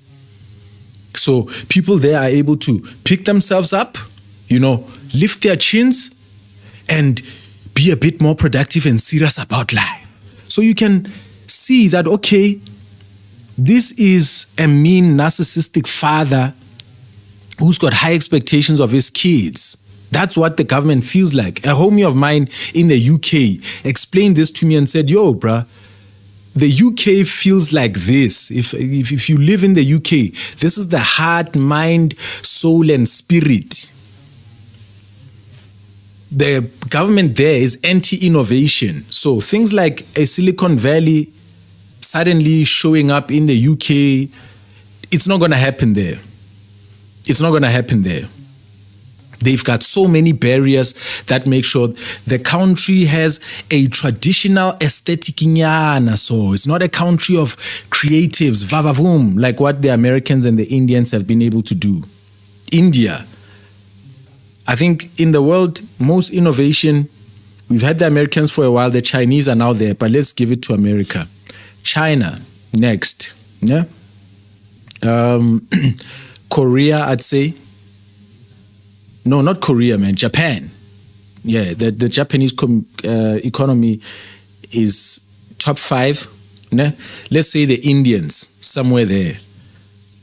Maybe, yeah, somewhere there.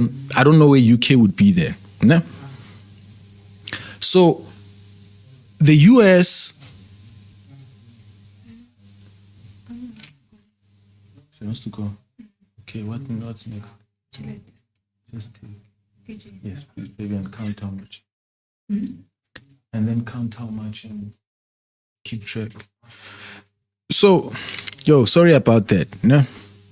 We'll get to Sambit. I'm wired different, man. I'm on that Ritalin today. It makes me talk a lot. Now I remember part of how I did what I did from February to April with that rolling content. I was on Ritalin and I was wired for days and days and days. When I'm off it, I kind of even forget how I used to do things because it's supernatural-ish. So, so what I'm trying to get at, what I'm trying to figure out is, don't forget the Germans. Yes, the Germans. And their economy has been struggling a bit. Their growth, the Indians have been showing a promise for better growth than the Germans. So now, it seems like the US, on top of doing this to their kids, and Trump promising to do less of it, they're actually about to do more. They can't stop. The treadmill needs to go faster because China will never say, let's slow down things a bit. Now, if you make things easy, the population relaxes.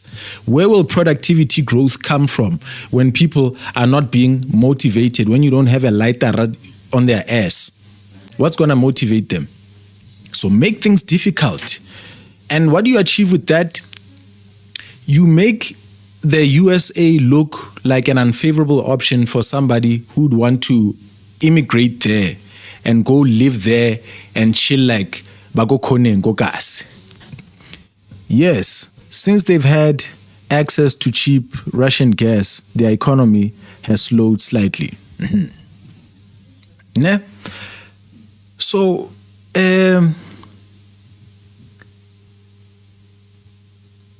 since they've not had, I was wondering how I read that and how that would help you if you don't have cheap gas, how would you be more productive? Sure, I read you right this time. So it seems like it's not possible.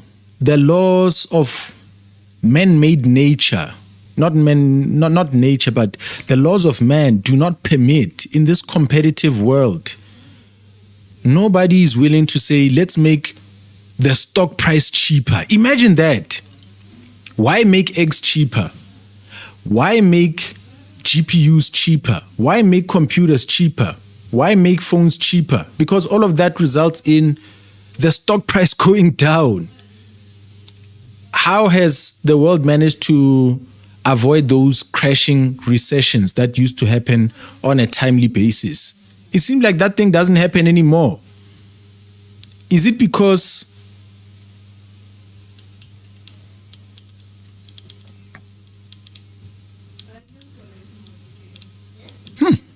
But of course we understand that even preventing the stock market from collapsing, which it should collapse, okay, making it go up and up and up. But okay, recently, in the last 15 years, the stock prices, the stock market, especially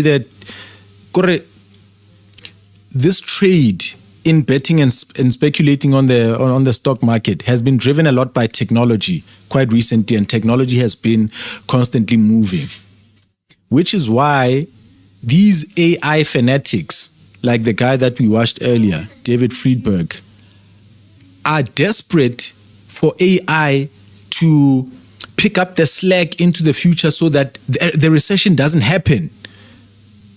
I get these are man-made conditions. They've conspired to make conditions where they are constantly taking from people, getting richer. Shareholders are getting richer. And shareholders, by the way, are not a reflection of the everyday people.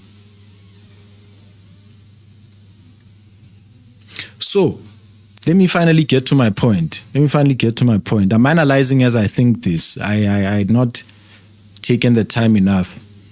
So, it seems like they are spreading that culture. Now they are distributing it, raising tariffs for all your partners, friends and foes. In a way, makes the businesses export less, make less money, and the US is fine with people making less money and suffering a bit more because that's how the American is living, Agar. And if they're trading partners and their trade allies, the businesses that supply them, have a harder time, it makes the entire planet hotter. So we gotta sweat more. And this for me makes sense because as a Christian, the Bible also prophesies of a future where it speaks about the tribulation, trying times, bro, where it'll feel like somebody has a noose, somebody has turned up the air conditioning and there's no switch to turn it down, like frogs in a pot that got boiled steadily. You know what I'm saying? So I think the US sees room space between where the world currently is and the tough conditions that the Bible sees ahead in the tribulation. They're like, no, man, let's expand a little bit. In those last days, there'll still be life. People will still be trying to hustle. The whip will be getting cracked. So let's go towards the last days. For me, it's fulfillment of prophecy. For me, this is human greed. And it's the divine curse. You shall eat by the sweat of your brow. Having become godless as a people, having strayed from God, we now have to rely on our systems. And those systems are run by greedy men. Who knows that these systems can collapse? So how do you sustain them? Kill people, drink their blood and pour it in the system.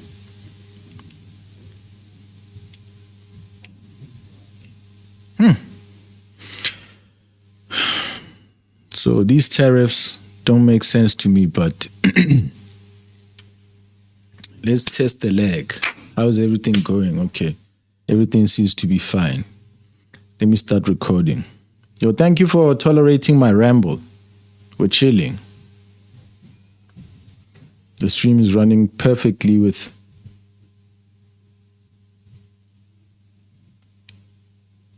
How is the stream? Is it healthy? I see a few drop frames nyana there. I don't know if it's able to repair itself or not. Okay.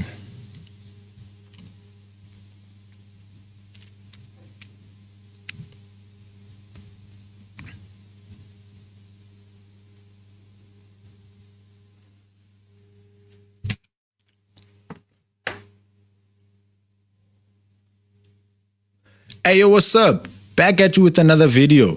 We haven't checked out Summer Sambit in a while, and I've been committing myself to checking out his content, visiting him on a regular basis, and exploiting the momentum that he's recently gained. He's been seeing a road uninterrupted for him. He's been running amok without any hindrance, without any opposition, and I'm itching Yana for a fight. He's got some pretty dope views there. He's really moving. He's really becoming popular. So I got a system here now where I can pretty much check out every video of his every single day and keep up with the propaganda. It's annoying.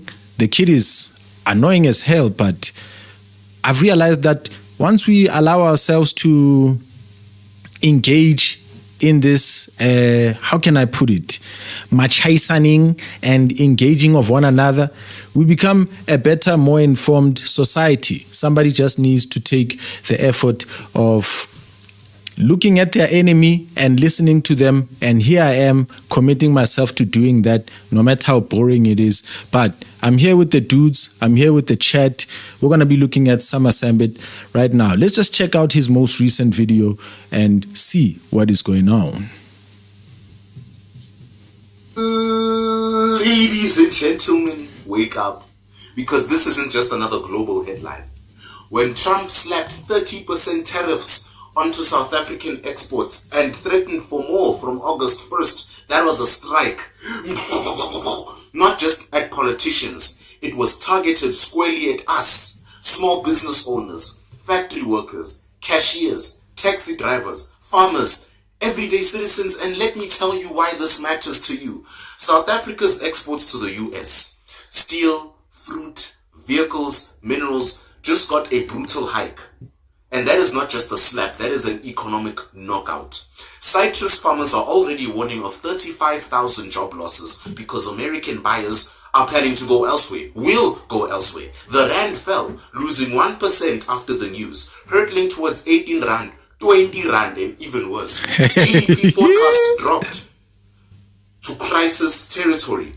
This isn't far off doom. It's here and now. Everything you buy just got pricier.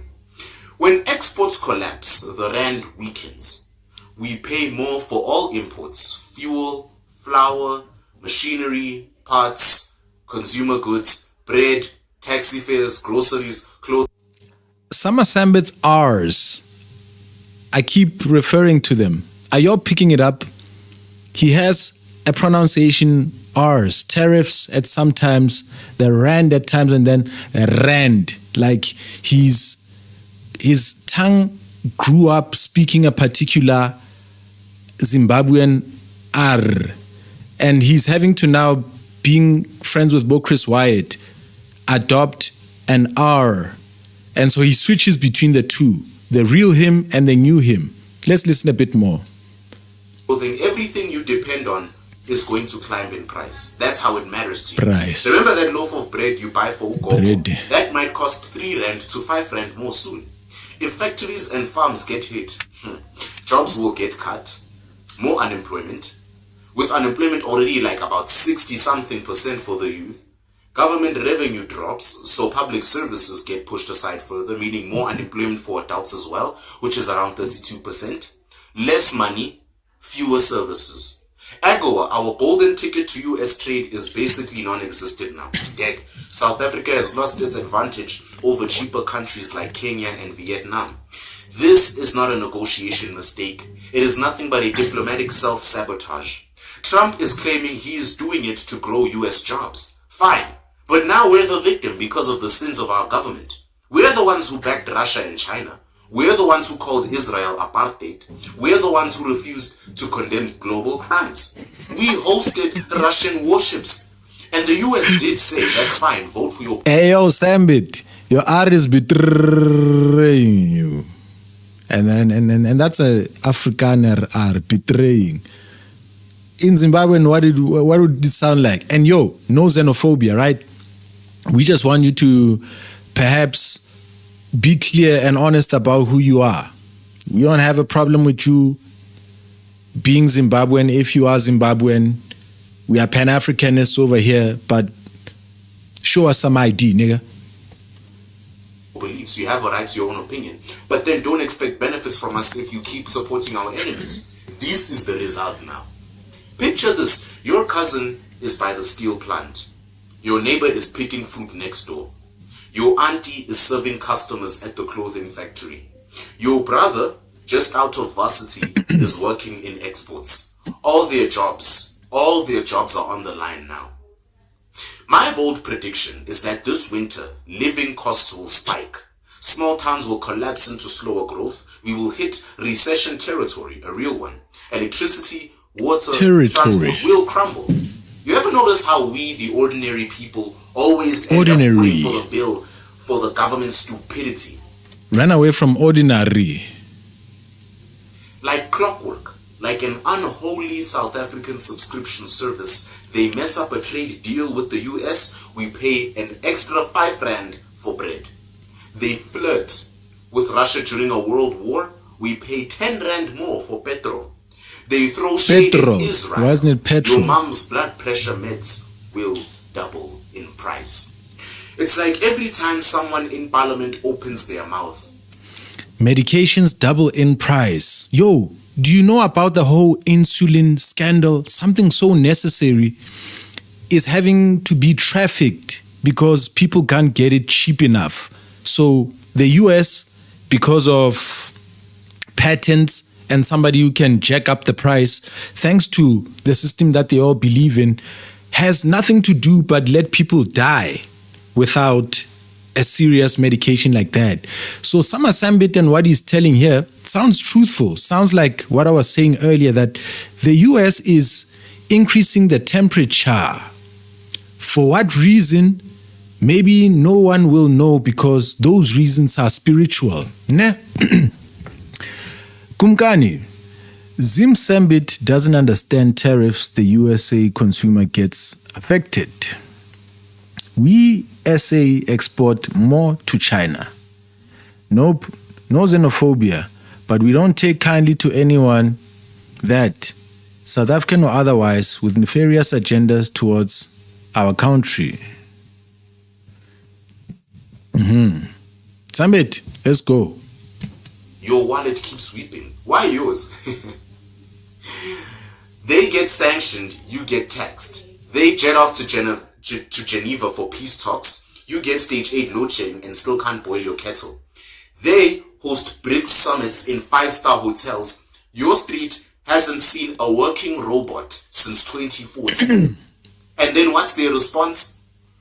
We must stay strong as a nation. No, we must stay strong while you stay soft, fat, and funded. Every time. When he tried to sound like a black South African politician, did you hear that attempt? Does that sound like Mbalula or does that sound like Mnangagwa? Working robot since 2014. And then what's their response? We must stay strong as a nation. No, we must stay strong while you stay soft, fat, and funded. Every time I see a politician tweet something bold, like we won't get bullied by America, I can't help but scream into my pillow, who's we? Who's we? Because last time I checked, your kids go to school in Switzerland, you get treated at hospitals in Dubai, and your pension is in pounds, while mine is in vibes. So please Please, man, enough with the we. If you break the international system like a toddler with a crayon, you must sit in the naughty corner, not drag all 60 million of us with you. We're out here rationing butter. Ayo, has Sambit switched up his style from straight up holding the phone and reading very quickly to now a more measured pace where he's backed off a bit, not so fixated on the teleprompter, but trying to give a more organic vibe? Has he switched up? I haven't watched a number of his videos, and he's not at the same place that he used to be. This seems like a resi dormitory. He's got pictures of a white Catholic Jesus there that I don't like seeing. And I've seen him trying to give this Christian gay Vatican vibe. He's leaning that side towards that Christ who loves or accepts gay activities. If you are gay and you want to be Christian, the best way to do it is to be a Catholic Christian. And Catholicism is not Christian. It's Isintu. It's paganism that the whites were practicing. Everybody across the earth practiced Isintu and relationships with spirits that are available. Everybody knows the supernatural. Everybody knows magic. Everybody knows voodoo. The powers on the earth have given people those things. And so when Christ came, Catholics who didn't want to, Catholicism said, you know what, we will just merge ourselves with this Jesus. Temples of old that were for Catholicism and those practices, the people moved out of there and Christians went in and started worshiping there. And so the statues outside of Samuramus, if you see the Catholic Church with a mother and a baby, ne? And they say that's Mary, the mother of Jesus, and Jesus. No. If you look at Catholicism, you'll know who Samuramus was and Tammuz. There's a figure of a mother and a baby which is prominent there. So when the knowledge of Christ, the Son of God, was spreading across the world, it arrived at these places where they already had symbolism of a mother and child, and they said, this Christianity thing sounds like this. Well, we'll simply say now that's Mary and Jesus going forward. And praying the Wi-Fi doesn't go with the electricity. You're out here toasting cocktails at UN briefings. But the people who get away scot-free are the politicians with offshore bank accounts. Yeah, Sambit brings a lot of problems, not the solutions. Yo, Sambit, how about I talk to you? Will Colonel Chris White allow you to take interviews? I saw you went to State of the Nation there. Is that going to be your last interview? Yo, can you go outside and can you share your live location or something? You know, can you open Google Maps now and show us what the camera locates you at? Show us your phone. Where are you at the current moment? Can you go outside, shoot a video, Nyana? The VBS heisters, Canadian capitalists with private jets, big business cronies in luxury estates. It's always us who pay for their decisions. Tell me if I'm telling lies. Here's what must happen now. Number one is you must press the reset button on foreign policy. We cannot pick sides at will. Number two is diversify trade partners, Africa, India, and the EU. Number three is fix the basics, roads, rails, and electricity. Are these solutions, Kumkan?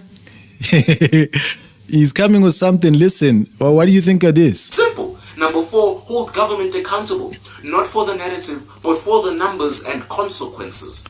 Trump's tariffs are not an accident, they are a wake-up call. Not just to government, but to you. Because when the bread costs more, the fuel costs more, and the job disappears, you will ask, who do I blame?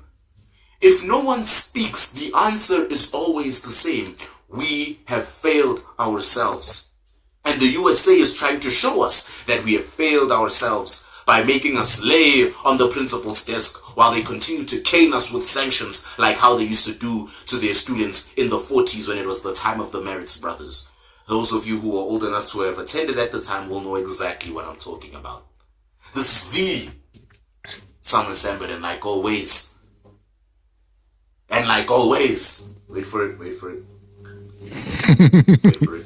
I dare you to guess who this is. The picture right behind me. Because I know some of you don't know who that is. Who that be? I'm not trying to undermine you or anything. Yes. It's like a genuine thing. I know some of y'all don't know who that is. But for those of you who do, please comment down who you think that is. Who that is? If you don't, if none of you don't, if none of you know who that is, then I'll tell you. Wait for it. I'll see you next time. What? What the heck was that? Yo, Sambit, I did comment on those pictures in the background there, man. You left us hanging. But you know what's up? Hope you like, hope you comment, hope you share. We just had a quick look at Sambit, and we're going to be with him the whole time going forward. I will see you in the next one. And cut. So, let's quickly see this. Kumkana, I'll read your comment. I see it just now. Let's see. Who are Sarah?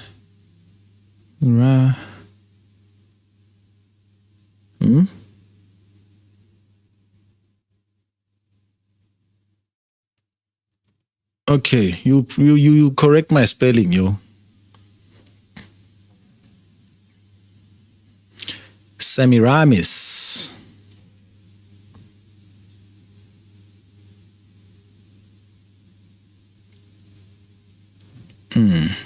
You see these images? You see these symbols? Yeah? That have been, let's just read. Semiramis and Tammuz are figures rooted in ancient Mesopotamian mythology and legend, often intertwined with the story of Nimrod, a biblical and historical figure. Semiramis is traditionally described as the wife of Nimrod, a mighty king associated with the building of the Tower of Babel. According to various legends, Semiramis was both Nimrod's wife and, though mythic claims, the mother of Tammuz, who was said to be Nimrod reincarnated. After Nimrod's death, Semiramis purportedly declared that he was resurrected as the sun god, and that she was miraculously impregnated by the sun's rays, giving birth to Tammuz. This story led to the development of mother and child cults and mystery religions centered on birth, death, and rebirth themes. You see? You see that? No? Temples built on this, Christians would go and worship in there and say that's Mary and Jesus. You understand? And some people who doubt the validity of Christ, one thing that I know a lot of people find difficult is the similarities that people would say between, what if this is a cult, mother and child, birth, death and resurrection cult, and maybe Jesus, his virgin birth and claimed to be the Son of God, was another cult further towards the left, towards the desert. This was in Mesopotamia. You see? Those areas over there. Some would say, look at these similarities. And these figures and these cults and these pagan beliefs indeed were existent, some before Jesus Christ. So some would say, hey, that's definitely a point there. Ne? Look at that, just look at that. Even you Christians can admit that these ones came first to this story. Nimrod and Semiramis and the Tower of Babel, that is in the Old Testament. Jesus is born sometime further down the line. And they'll say, okay, look, even this figure, the Tower of Babel and etc., is mixed with this. How do you untangle, those shoelaces? How do you actually understand all of this? What is actually happening? Ne? It's incredibly difficult to explain. Ne? I'll be soft. I will be soft. We'll try to talk about girls and see if he's into girls. Did I stop the recording? I think I'm still recording from that previous. Okay, hold up. Let me stop recording and free up some resources. Okay, file is saved. I'll crop these parts out. We'll quickly go on to another video. Yeah? So, the answer is spiritual. The answer is spiritual. You have to have spiritual understanding. So in the Bible,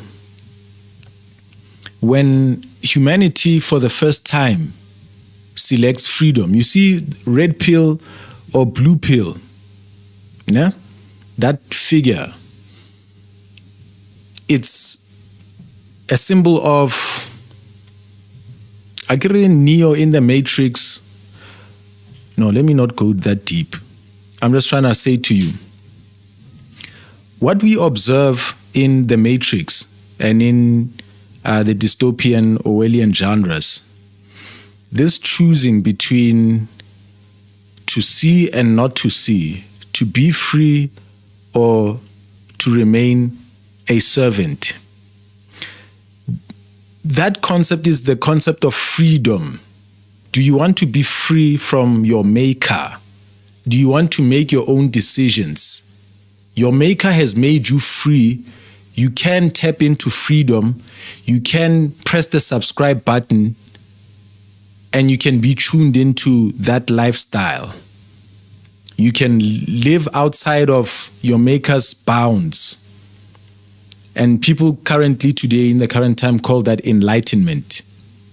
They say that you're enlightened if you take the red pill and you stop following order and rules and you live your free life. That is a doorway into Satanism. It is hidden for many. People can't see. Yeah? And so back to the garden. When the first human beings,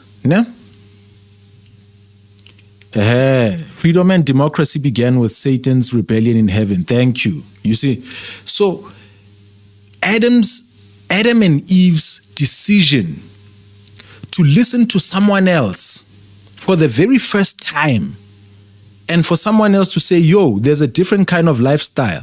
That was an introduction. That was Satan introducing them to a decision that him and brothers had taken also.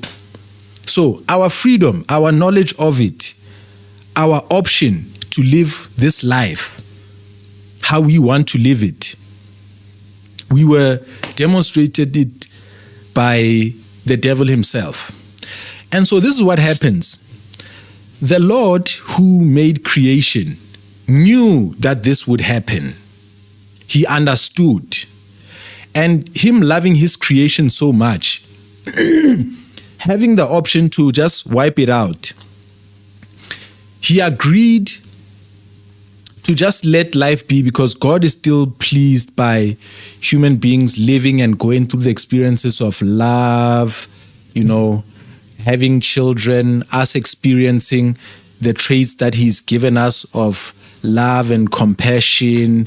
Even though people don't honor him and praise him and go on their knees, etc., etc., etc., God is still pleased when he's able to see the original characteristics that have not been corrupted fully. You understand? So, being a loving God, he allows the planet to proceed with people who will choose their freedom, guided by angels who will make sure that they know it and they choose. So everybody will choose in this life. Now, as soon as now humanity tears the envelope, and the envelope can never be closed again. Nah? Humanity now, God has a backup plan for those who will opt out of the system that the devil has introduced to them and back into opting into his system. So people can choose now. Those can choose to be free and go in that direction, and some can choose to return back to him. And in the garden, as soon as those two sin, the word of God speaks to the snakes and the woman, and he tells them what is to happen. You will now eat by the sweat of your brow, so you will not be provided for freely, as I would have given you. As you would have confined yourself to my rules, we pretty much could have even been living like animals. Do you see that animals have not strayed? They've been living the same damn lifestyle forever, relying on God, putting their heads down when the seasons are bad, eating when the seasons are good. God would have been providing us that way. It would have been a different lifestyle, wouldn't it? I try to imagine it. It blows my mind. I can't. This world is so common and it's so nice now. We even accept it. Even us who are believers, we love it. When God frees us, we even feel barking Stockholm syndrome when you miss the person who had kidnapped you, your capturer. So that could have been the life, but then now it's a life of choice. There are those who will live and those who will not, and it is accepted. But there's consequences. You have the right to choose, but you don't have the right to choose the consequences. You understand? So a word comes out and the word says that, what does it say? That the seed of the woman shall crush your head. Hold on. We can find it.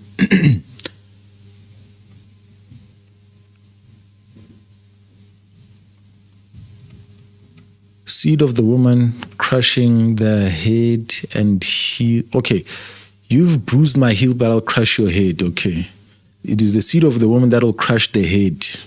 Let's just see where that takes us. Yeah. So that's Genesis 3:15, Agar. The Bible verse Genesis 3:15 speaks about the seed of the woman crushing the serpent's head.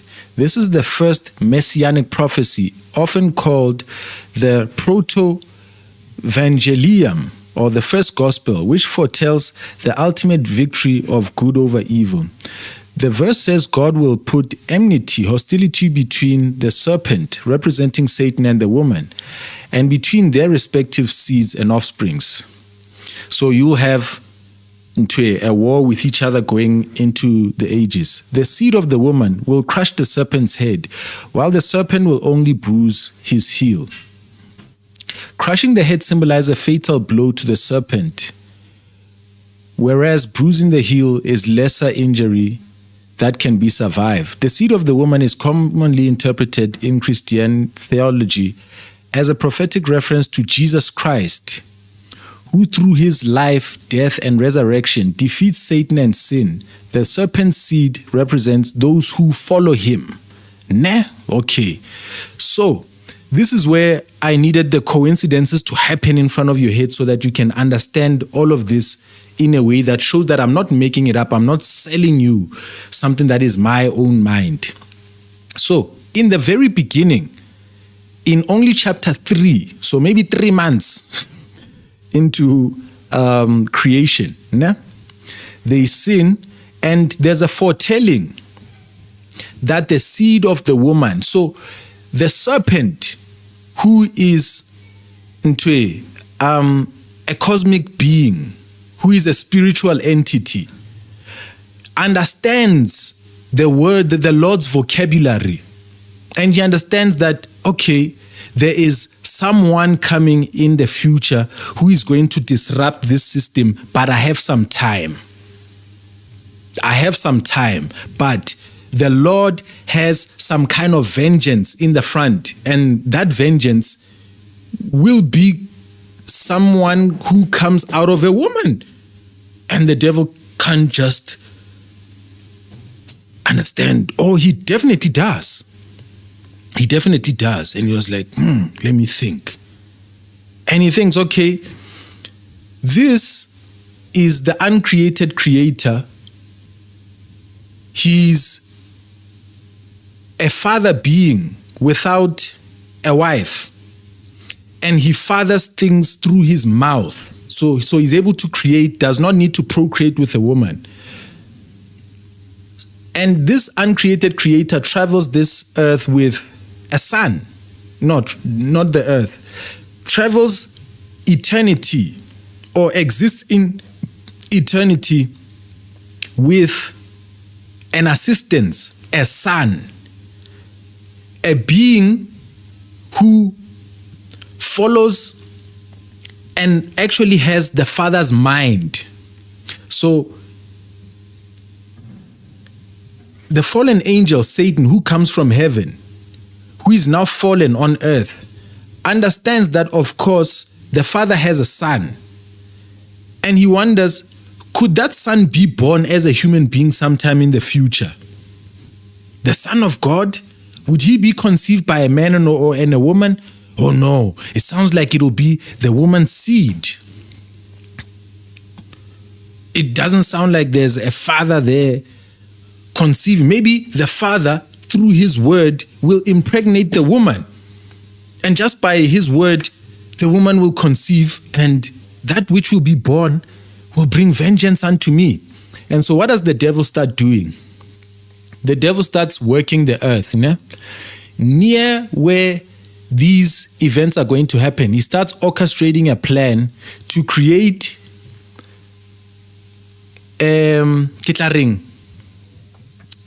forgeries of Jesus Christ before he arrives. A culture where people will not be blown away by the Son of God arriving. So he wants to lessen the impact of the one who is bringing revenge.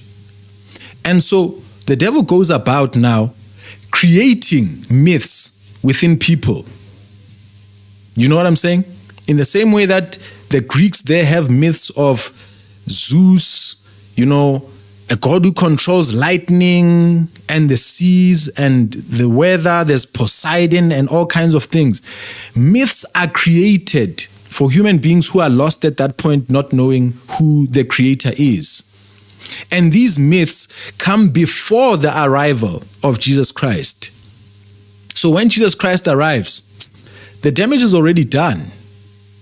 The devil has created a culture and cults where Jesus, a woman, a child born of a virgin, doesn't sound like it's surprising. Most we've heard Tammuz claim that, we've heard Semiramis claim that her daughter Tammuz, her son Tammuz, is the reincarnation of Nimrod who died. And Nimrod has ascended to be a sun god. After Nimrod's death, Semiramis purportedly declares that he was resurrected as the sun god and that she was miraculously impregnated by the sun's rays, giving birth to Tammuz. Yes. Yabon, the devil manipulates for his own benefits of destruction. Thank you. It was an imitation. But the most interesting one of all, the imitation before the original is printed. He copies the Mona Lisa before even the canvas is bought, before the paints are mixed. And so the devil's manipulation of things is mighty and mind-bending.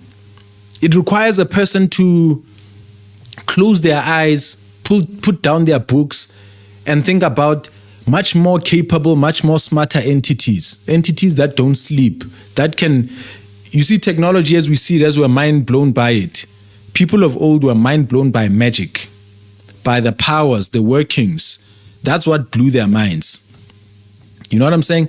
So Usama Sembit on his wall there, he has Semiramis. He has Semiramis and Tammuz over there. And he has chosen the Catholic Church because that church over there is still pagan, is still practicing Sintu Limudimu, is still holding on to the seed of the serpent, sinful lifestyle. The serpent is giving birth. And then the children of the serpent are holding on to Jesus for the look of it. That's what the Krekecha mixture, the Kreke that do syncretism. That's what happens. That's what they are doing. So when you hear people locally, they don't want to believe in God, in Jesus entirely. When you hear them claim that, look at, they'll now show you the Pope, and they'll show you, you know, some smoky things, some rituals being done there. You know what I'm saying? They'll say, that is because we are doing this, we are practicing our own things because abelungu nabo bayazenza izinto zabo, bayamixa nabo, so nathi kungani singamixi. And so we all have a common deception. We all have a common deception. We're all going to the same pit unless we repent. It doesn't matter who lives a superior life in the current time, who is poor in the current time. If you are both living an insane life contrary to what God wants, in the next life, we all go to the same place. Yeah. Yeah. No one can outsmart the devil. No one can outsmart him. If he's listening, of which he doesn't have the ability to be everywhere, he's not omnipresent. He's not everywhere. He's not in every mind. Use agents to listen. If he's listening through the ears of someone, he's nodding his head, probably even correcting me. Hey, no, you got me wrong. God damn it. Here's the actual thing. You see, I heard that voice. I was there, and that it was 4 months into creation, not 3. So the devil knows this and can probably tell me this story. I'm just a mortal who even gets the details wrong because my mind is full of a whole lot of things. So I gotta decompress one moment. Let's watch Secular Talk right quick while I go pee and come back. Yeah, I need to start praying more. So Elon Musk was out there recently. Before, some 4 years ago, when I first got on camera, I had such a passion, a fire for God. Ne? I had experienced moves of witchcraft that had tried to hit me, but I was seeing myself escaping, protected. Never once consulted a sangoma. There were things that were moving that were supernatural, but I trusted in God. Ne? And during that time, I wanted to fight the devil because I could see that the Lord, can put up a defense, a serious one. Ne? And so my first time on camera properly, I was speaking about demonology, demons, you see, things. You like that we cover multiple topics. Thank you, bro. Thank you. Thank you very much. I appreciate you. That time I wanted to start a channel where I talk about the spirits that control the earth. And whenever I was doing that content, I would start to get approached by people. Ne? At that time, it was pastors one pastor took me and said he wanted to introduce me to a certain woman, said that this woman is mind-blowing, dynamic. She's got a testimony like no other. Said that this woman grew up in KZN in a home, Yamaroshi, ne? Home of the king's domain, ne? And said, and explained to me that families like those, they grow up being the center of spiritual powers around. Spiritual powers understand earthly authorities, so they approach leaders, they approach kings, they approach presidents, chiefs, and those people have to hold the line and make sure that they preserve and become the antenna, the center for the control of those powers. And he said, this woman, in that same family where they've got Inyanga living in the home, and Inyanga who's got an unbroken lineage going back into the ancient days, an unbroken lineage, said right here, right now, in this home, there was Inyanga, an unbroken lineage, but this family, when the grandma died, passed away, this woman that I was being introduced to, when she was a girl, she heard a voice coming from above, and it was a voice Koko who had passed away. And Koko was saying, tell your family members not to come to this heaven when they die.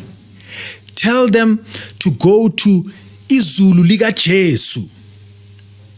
And then that woman would try to twist and tell me that, look, now today I am a pastor, but look at me, I come from a background Eganje. I would get cold in the room realizing how dark that is. I would get cold realizing that I've been lured into something. I'm a young Christian, I've got young passion nyana there. I'm talking these things, I've got media nyana. It's spreading me out a bit more to people. I'm being seen for the first time and people are approaching me. And here I am now because of what I'm doing, because of these topics that I'm speaking on. Somebody has approached me, acted like they like me, ingratiated, and now they've brought me here. And while I was there, a child would walk in, a girl. And as she walks in, as soon as she saw the woman being introduced to me as Umamfundis, she would go on her knees and say, Kobela, no, Togoza. And I was like, ooh, Lord. And I would realize that this is a Mamruti of a pretty large church from where I come from Etembisa. And the pastor who had linked me up with her was one of many pastors. When I arrived at the house, in the other room, they had like 2 sitting rooms, dining, living room, or whatever. In the other room, indota yakhe was in the other room with other pastors. And those pastors, when they would come past, they would greet that woman, in that same way. I'm like, Yeban, kile nabaruti, bakrekya Jesu. What y'all doing kneeling out here? And then I realized, no, it's a club, my dog. There's many Christian churches that operate with the spirit of the dead. And those aren't the dead, by the way. Those are demons. People die. So when we say that you are talking to demons there, we're not saying those who have passed are demons. There's no way that a human soul can turn into a demon. No. A demon spirit will remain a demon spirit. That of a human being switches off and waits for the Lord's judgment. As far as I know, as far as I believe. So people will get offended or will slap themselves with our hands when we say, yo, that is a demon communicating there. And the person will say, are you saying my ancestor is a demon? No. Your ancestor doesn't know anything. Your ancestor is dead. Dead. That is a familiar spirit. There's a spirit that travels around talks to the Sangoma and people within the region, it knows their information. Even Muslims know this. I can pull out a video to you now where you'll hear a Muslim talk about the Shayateen, where he's talking about the jinn. He's talking about the spirit beings, and among them, the Shayateen. The jinn, he says the spiritual ones, and then they say there's the Shayateen, the demons and the angels. And he tells you about, he literally talks about the process of going to a Sangoma. And this person doesn't mention a Sangoma. This is a Muslim, deep, devout Muslim talking about magic. Talking about how the demon picks a sorcerer, a witch, and makes that person a servant. That person to other human beings give the impression that they are in charge of the demon, that they control a certain spirit. They call it idlos. No, he says no human being can control a spirit from that side. Those spirits don't sleep, they don't eat, they don't watch TV. Their entertainment is the mortal world. Those who are spirit wearing flesh, it is us who they are primarily engaged in watching and consuming all day. So he says that this demon will give powers to a sorcerer, a witch, a practitioner. And this practitioner will collect money, earn a living through the spiritual intuition that they never would have had. You tell people things that shock them and you charge them a price for it. This is what the mediums on TV would contact. Remember those shows? Yes. All of them. All of the people practicing such, all of them are contacting a particular spiritual entity. You know what I'm saying? So, at that house, I would leave that day and never return. And with that, I would now get a cold chill that made me step away from talking about those issues, because there are pastors who just don't like hearing somebody who's free of these things, because they are bound now. That's what selling your soul is. Wantol. These entities have given them churches and cars and abilities to pay insurance. And now here's a guy starting a media company and he's just saying, Jesus, Jesus, Jesus, like a fool. But they know that he's not a fool. They know that they've gotten into foolishness. And so they would come now, fetch me and try to get me to be among them. And I'll run away from those things and run away from talking about that content or showing that I know so much about it. So that's who I am. Let me decompress. Yes, this thing of talking to your dead relatives is not real. It's a familiar spirit, a demon. Thank you. Miss Cleo comes to mind when you speak of TV shows. You know them, Black Faith? Let me decompress and pee. If the big beautiful bill passes, he's going to launch a new political party the next day to try to take on the Democrats and the Republicans and hold some elected positions in the country. Particularly, I think he was talking about some seats in Congress and then maybe a couple Senate seats. So, true to his word, he came out soon after the big beautiful bill passed and he said the following: "By a factor of 2 to 1, you want a new political party and you shall have it. When it comes to bankrupting our country with waste and graft, we live in a one-party system, not a democracy. Today, the America Party is formed to give you back your freedom." Few things to point out about this. Number one, you're a South African billionaire robber baron. You're the wealthiest man on the planet.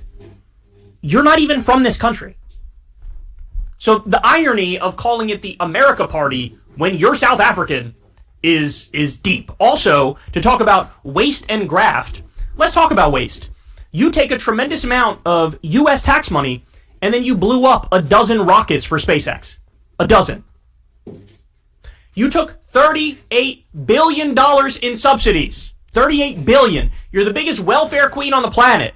So for you to launch a political party, austerity, bro. We're going to pinch our pennies, bro. No debt, no deficits, bro.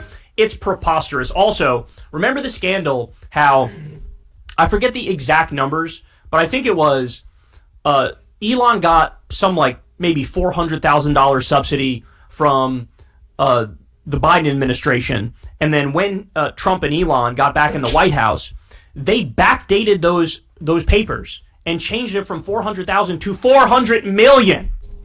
Then he was caught. Then they had to back off of that. So again, you want to talk about waste and graft. Hey dog, you're like number one on that list. You're number one. Now, having said all that,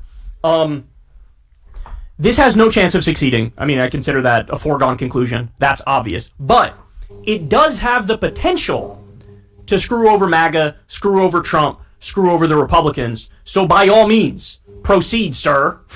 So let's dive some more into this. Here's the ideology section of the America Party. Listen to this. The ideology is neoliberalism, economic nationalism, right-wing populism, and libertarianism. That shows you how pathetic this new party is, because those things are literally contradictory. So first of all, neoliberalism and libertarianism, that's not contradictory. Those two work together. But economic nationalism and populism, by definition, they are anti-neoliberal and anti-libertarian. Basically what he's saying is, we want to free up the markets, let the business owners make the decisions, get rid of the red tape and all that stuff.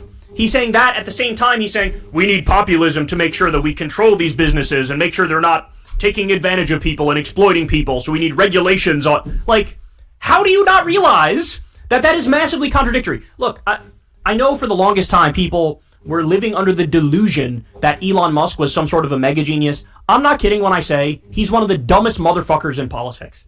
And I mean that literally.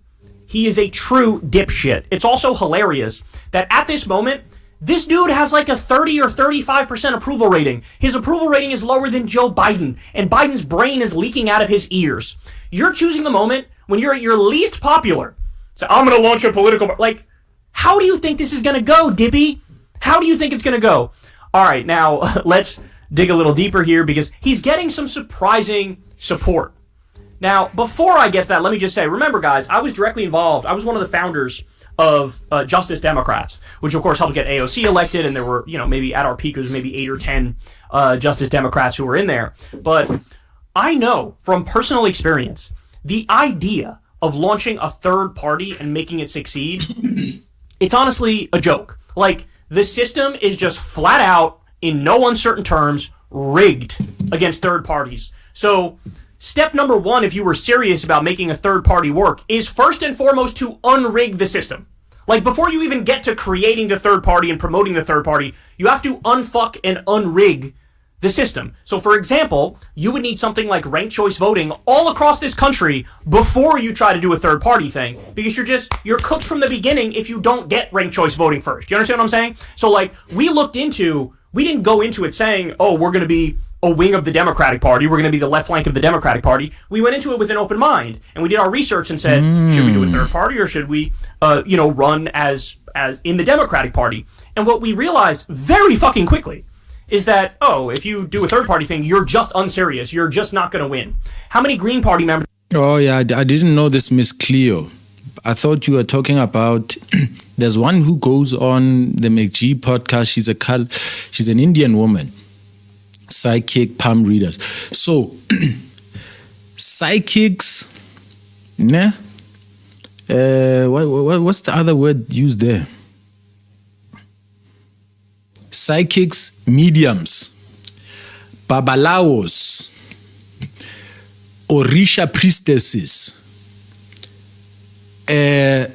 pagan prophets, Baporofeta. There's a common word everywhere that references the prophets in the Bible. Like the prophet Daniel, the prophet Isaiah, and these people who go around calling themselves prophets. So Baporofeta, Babalaos, tarot card readers, palm readers, even those who call themselves witches, Wiccans. It'll blow your mind, Joe, how offended people be when you say, hey, yo, what you're doing is pagan. You are practicing paganism. You're a pagan. They get so angry because they remember the Bible being the only book to call people that. But then when you simply go and you research paganism in the world currently,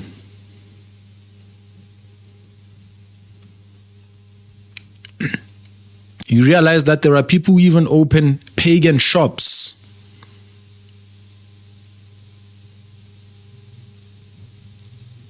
The British, many currently, because so many British people have left churches, a lot of them are saying, I'm pagan.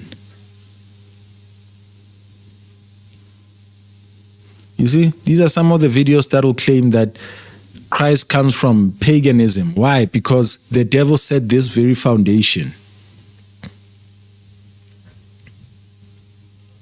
You see, look, paganism for beginners. 7 steps to paganism. Every pagan path explained in 10 minutes. You know what I'm saying? You get what I'm saying? What is paganism? From a white man, a British man. You get? You understand what I'm saying? People accept it. They love it.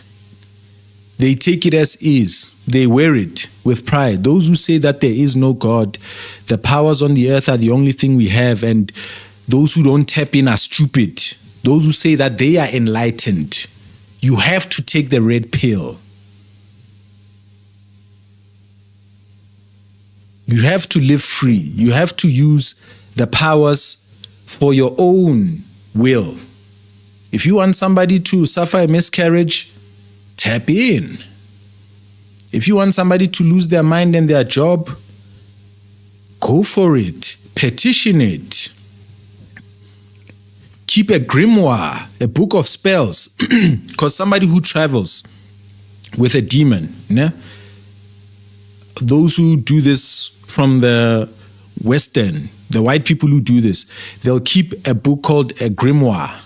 Some will call it a grimoire, a very older name. So it's a recipe book of enchantments, things to mix, and procedures to follow. You know chemistry. Chemistry, what became a scientific thing, something of science, something that you can study in school, mainstream. Chemistry,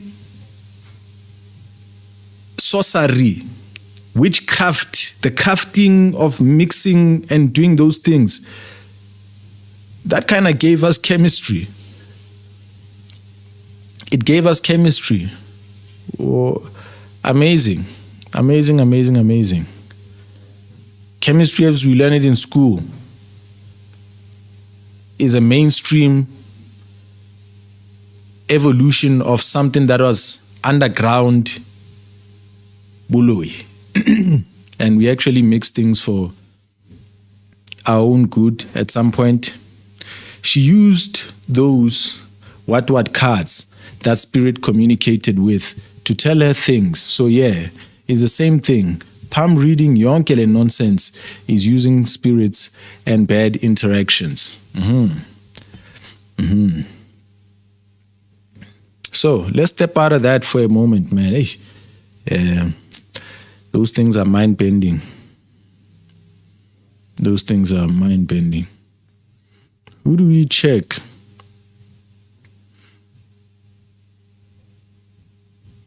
Colonel Chris Wyatt. Not this video though. I wanted to check the one before this, where he spoke about Elon Musk's new party. This video that wasn't popular. So let me start recording and see what we can get out of that. Let's get back to work. Start recording.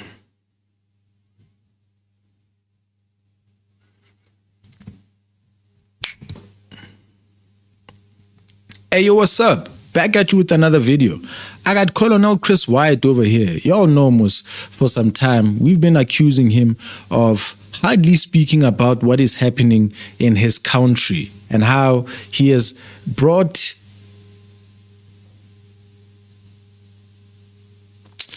Yeah, I must do that again. I'm shy to just continue like how I do so I'm now having to explain because I'm with y'all.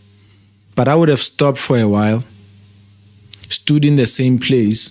That silence, I would come to see it in post and cut it out, and it wouldn't have mattered if I even stopped.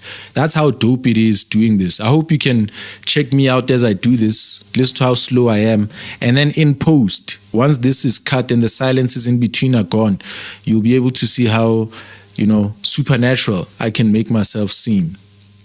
What is the dope intro? Hey, yo, what's up? Back at you with another video. Over here, we got Colonel Chris Wyatt. A lot has been happening between South Africa and the US recently. We've just recently got hit with tariffs of 30%, and that includes 14 other countries, to be fair. This is part of the US escalating trade war tensions with their allies and their enemies. And so now, we're going to look at Colonel Chris Wyatt, whom we've accused of looking at us way too much and turning his back to his country and the earth-shaking events that are happening over there. One of which is Elon Musk, who is starting a party called the America Party. And so I came to Colonel Chris Wyatt's channel and I was like, yo, why is there a lowly performing 7,600 view video there in about 22 hours? Looks like it'll hit 8,000, 9,000 and stop there. Let's have a look at what he had to say. And I wonder why people don't really like him for that. He's not popular for speaking on these issues. But first, let's hear what that is about. I think it's ridiculous to start a third party. We have a tremendous success with the Republican Party. The Democrats have lost their way. Welcome back, folks. This is Chris in Central Pennsylvania. Elon Musk America Party is getting a lot of attention. In fact, I did a short just on a lark the other day, and the thing went into 6 figures for views. Just a little surprised by that. So I thought I'd follow it up with a little more analysis of what we're talking about here. Analysts across the country seem to be obsessed with the whole concept of the two-party system and the first past the post for the presidential race, often mentioning George Wallace, the last third-party candidate to actually garner electoral votes with his American Independent Party. John Anderson ran as independent in 1980, Ross Perot running in 1992, and Ralph Nader in 2000. So we seem to have these third-party candidates that pop up every 20 years or so. But we also have these third-party candidates run all the time. The Constitution Party runs a candidate. The Green Party runs a candidate. Jill Stein's run a couple times now. So it's not exactly new to American politics, but the thing is that it doesn't really work well at the presidential level. And at the local level, these parties can have impact regionally, but they don't seem to have national impact. Now, there are institutional barriers to getting on the ballot nationwide for the president. Just ask Cornel West or Robert Fitzgerald Kennedy Jr., Bobby Kennedy Jr., who had difficulty getting on the ballots. Now, another concern about this whole concept of the America Party is cost. For most people who want to start a party, like those who were behind the concept of the Tea Party, which was never a political party, but more of a movement, and really didn't become a political party as such, cost is an issue. It takes a lot of money to run politics. Look at the billions spent on this last presidential campaign. But for the richest man in the world, cost really isn't a barrier. He's got plenty of money to spend if he wants to. But ultimately, this seriously can't be about the presidency. Elon Musk is not even eligible to be president of the United States. He wasn't born in the United States or any of its territories. He was born in South Africa. Therefore, he's ineligible, and it would take a constitutional amendment to change that, and that's not likely. Also, Elon Musk, as of the recording of this video on the 7th of July, has not registered the American Party with the Federal Elections Commission. There's no party. There's a whole bunch of wannabe parties with acronyms and things going along the lines of an America Party, but none of them appear to be legitimate or tied to Elon Musk. So it's a threat at the moment, and maybe it'll come to fruition soon, but there is no America Party registered with the FEC at the national level. You also have to register at state levels too. Now, Musk is angry about the Uniparty, and that's understandable, but welcome to the party, Elon, 30 years tardy.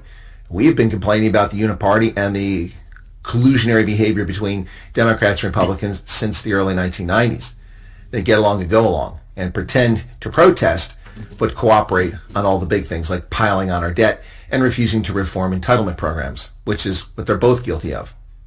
also handing out perks, which they're both guilty of. So you're not new. This isn't something we haven't heard of. I railed against the Uniparty for the past several years online. Now, as far as what... Hold up. We have confirmation of what he's saying. Question. Has Elon Musk registered a party as of right now? As of now, Elon Musk has announced the formation of a new political organization called the America Party, aiming to challenge the existing two-party system in the United States and promote political reform. However, it is not clear whether the America Party has been officially registered with the Federal Elections Commission or other U.S. election authorities. No official documents confirming the party's registration have been made public, and Musk has not shared details about the party's leadership or organizational structure. In summary, while Musk has publicly declared the creation of the America Party and is actively discussing its platform and goals, the party's formal legal registration status remains uncertain as of now. Woo! Colonel Chris White bringing the facts. He's bringing the facts. Musk wants to accomplish, he's not focused on the presidency. He's got a promising concept here of targeting 2 to 3 Senate seats and 8 to 10 House seats. That is a very achievable objective in this divided polity, where about 33% of the registered voters are Republicans, about 35% are registered Democrats, and that number's declining. It might even be more Republicans than Democrats at this stage. And the third that are left are in the middle. So what would potential policies look like for this America Party? Well, Elon hasn't said anything other than he wants to target some Senate seats and some House seats to make him the kingmaker when it comes to policy. But all that's going to do, folks, is lead to gridlock that we already have. Does anyone honestly think that the Democrats, Republicans are going to allow Elon Musk with 3 Senate seats to dictate what happens in the country? Most likely what's going to happen is that the Democrats and Republicans will team up on what needs to be passed and pass it and give each other some pork in the bill, while Musk America Party senators sit there helpless and can do... Okay, let's read a bit more. Elon Musk has not explicitly stated that he wants to be president or leader of the America Party. While he announced the formation of the America Party to challenge the two-party system and give Americans their freedom back, he has not shared details about the party's leadership or his own role within it.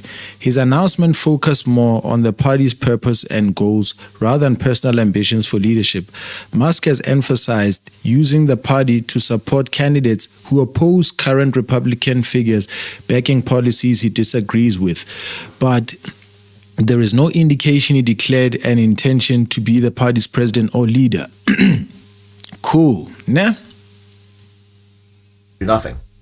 He has this concept of a parliamentary system in his mind, apparently, where he can have a block of senators or members of the House, and he can sway party by horse trading and dickering. And while that's possible, I think it's much more likely that Democrats and Republicans will safeguard their concept of two-party system, the get along, go along uniparty, and they'll ace out Elon Musk America Party.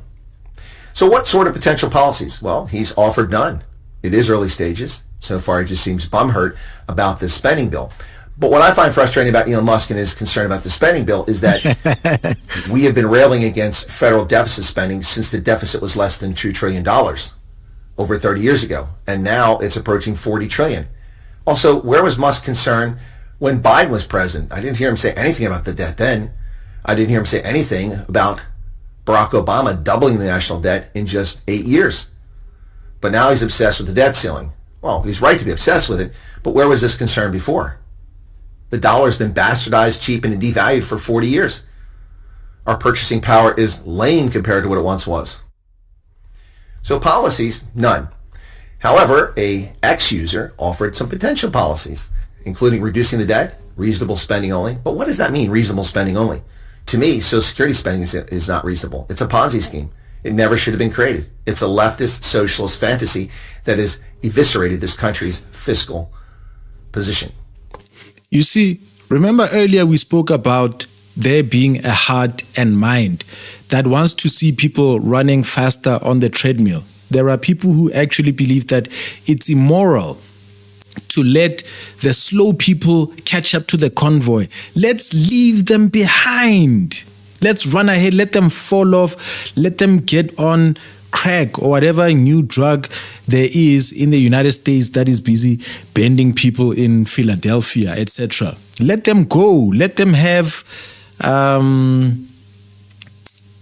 illnesses where they don't get insulin for them, diabetes or what so forth. Is insulin for diabetes? And so you can hear that he calls that a Ponzi scheme, something that should never have been in human existence. This you'll understand to be very core and central to libertarian philosophy. These people will say that they are Christian or they are built on Christian fundamentals and what so forth. I don't know about that. But libertarians have this saying that a person is brought on earth, a man, God brought man on earth and gave him 40 acres and a mule. So a person has land and a mule to farm it. That's your piece of machinery. That's your tractor to just farm it, eat it, have sex with your wife there, have kids, eat of the land and die. And so they still hold to that traditional central philosophy of theirs. And in the current time, here they are. Here's a libertarian, somebody who believes that it's all on you. These are people who, when they look at a hobo on the street, they say that that person is there because they are incompetent. God gave everybody land and a mule. Even those who didn't get it, those who were born in chains, they'll say, it's probably because you did something wrong further down the line. You didn't learn fast enough, but you had a 40 acres and a mule at some point. Now I live on your land and all your mules belong to me. So I colonized you because you're a dumbass. So when they see people who are poor, they say, you may not have done something, but those who came before you did something wrong. They didn't run as fast as they should on the treadmill in order to be competent. They'll say survival of the fittest. That is now Darwin. So hear him now look down on having safety nets in society so that people can fall to hell. This is the heart I was telling you about. And they are raising the temperature for the whole world. Modernize the military with artificial intelligence and robotics. Boy, that sounds an awful lot like doing things for Elon Musk, the tech guy. Pro-tech, accelerate to win in artificial intelligence. Yeah, because we're all just dying to have Skynet. Less regulation across the board, but especially in energy. Okay. But the bottom line is that that's not exactly new. Free speech, well, that's across the board. That's liberal, that's conservative, that's libertarian. Pro-natalist, I assume that means has to do with America first and not with birth. But pro-natalist. Centrist policies everywhere else. Well, what the heck does that mean? In response to this incomprehensible, indefensible list of silly, wide open positions that are listed here by an ex-user, Musk says, yeah. And he reposted that to his millions of followers. But he didn't adopt any official policy plan. Well, if he does have a party, we'll eventually see that. Now, here's the thing about all this, folks. Never discount the ultra-wealthy. Ross Perot won 19% of the popular vote despite constantly shooting himself in the foot in the 1992 campaign. Everyone laughed at Donald Trump in the 1980s when he said he would be president one day. And again in 2015 when he came down those stairs. And look what happened. Democrats and corrupt prosecutors pulled every immoral, illegal trick to block Trump from running in 2024 and failed. Never discount billionaires. So we cannot discount Elon Musk and what he has in mind. But Elon is like a Mexican jumping bean, flitting from one cool thing to the next. I mean, he changed his mind like Zsa Zsa Gabor changed her outfits, almost hourly it seems. Musk is correct about the Uniparty, but hardly the first to bemoan it. Welcome to the celebration, Elon, or the party. He is, however, the first to have the resources and influence to get some genuine traction. The Bull Moose Party, the American Independent Party, the Green Party, the Reform Party, none succeeded. But Musk's concept of a targeted approach may very well work to get his party off the ground. Congressional races can be focused geographically and on policy, and many members of the House are vulnerable. Particularly in a House so closely divided, it would be easy to flip some seats. Senate races are much more challenging, but Pennsylvania's race between John Fetterman and Dr. Oz is a good example where fielding a rational candidate could tip the scales against two idiotic candidates from the other parties. So Musk has a concept. Does he have a plan? Well, at the moment, he doesn't have a registered political party, just a lot of hot air, X tweets, and anger. Why is Elon so angry? Or is he so angry? Whatever the case is, it's proven to be quite the distraction when the country has to focus on other issues. And we'll see what happens going forward. Musk can do it if he has the patience and he can stick with it. But in the past, we've seen that Elon Musk doesn't have the patience. At the moment, he seems disinterested in Tesla, a company that seems to be in a lot of trouble, particularly with coming in of a $7,500 tax credit to buy their crappy electric cars. Did I say that out loud? I sure did. So we'll see what happens going forward. But the ball's in Elon's court. If he wants to start a third party, good luck to him. But I think most people in the center are going to wind up voting for the people they usually vote for. What say you, folks? Cheers. Aha. There we have it. There we have it. Colonel Chris White is talking about his country. He's talking about his politics. Okay. He knows well enough about his country to be able to find the facts where they are in the registry of a political party rather than on tweets. And so we thank him for that demonstration of wisdom and how to discern what is right, what is wrong, what is true, and what is not. But that does not exonerate him from the man that we've already discovered him to be. You understand? And so, hope you like, hope you comment, hope you share and you subscribe. And I'll be seeing you in the next one.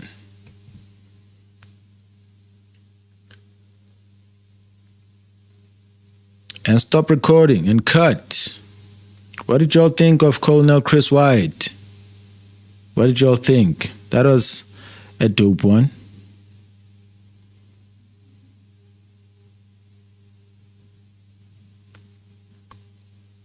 Okay, shall we check more about O'Sullivan?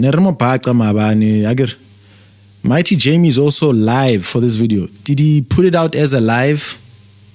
Can you do that? Or is he actually live? Was he live? Is he actually live? Welcome to another episode of The Dissection. When General Mkhwanazi held the press conference on Sunday, he created...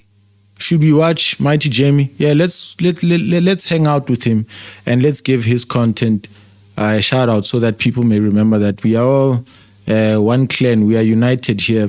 The brother's voice is important to us. We regard him, we love him. As we prove that we are not xenophobics out here, we acknowledge what we've heard, that he is a Zimbabwean born, now South African citizen. He's a student of law, a graduate. A graduate of law at Wits. And so we love him. We wouldn't want his brains to be exported elsewhere. Where we are short, Wantol, we stand on his shoulders. Arebone, as deeply as he is able to see.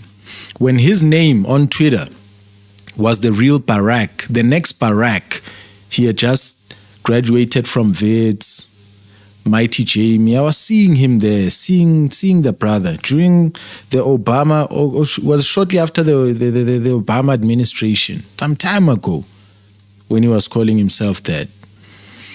So I've been seeing the brother's moves. I've seen his evolution. He's a part of the people who make me feel confident to have come on YouTube, to have seen their origins. While he was still on Season of Walsh's channel, looking like he might be a permanent contributor, or how there'll be a senior pastor and a junior pastor who preaches on Wednesdays.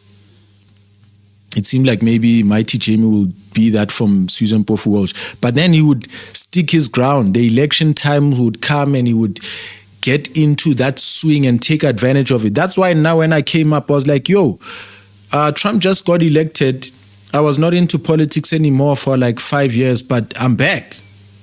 I'm back.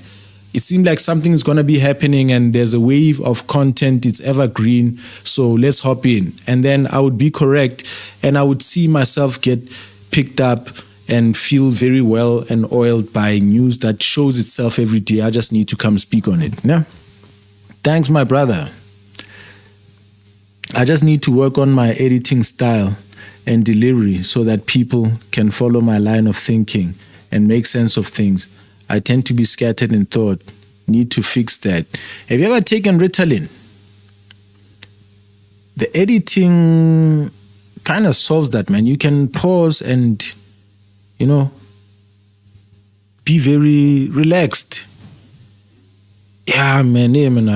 Editing is witchcraft, my brother. Man. Get makeup. Man. You can make yourself look beautiful. Yeah, put some skill into that. Put some skill into that. No one need pick. Hold up. Let me check.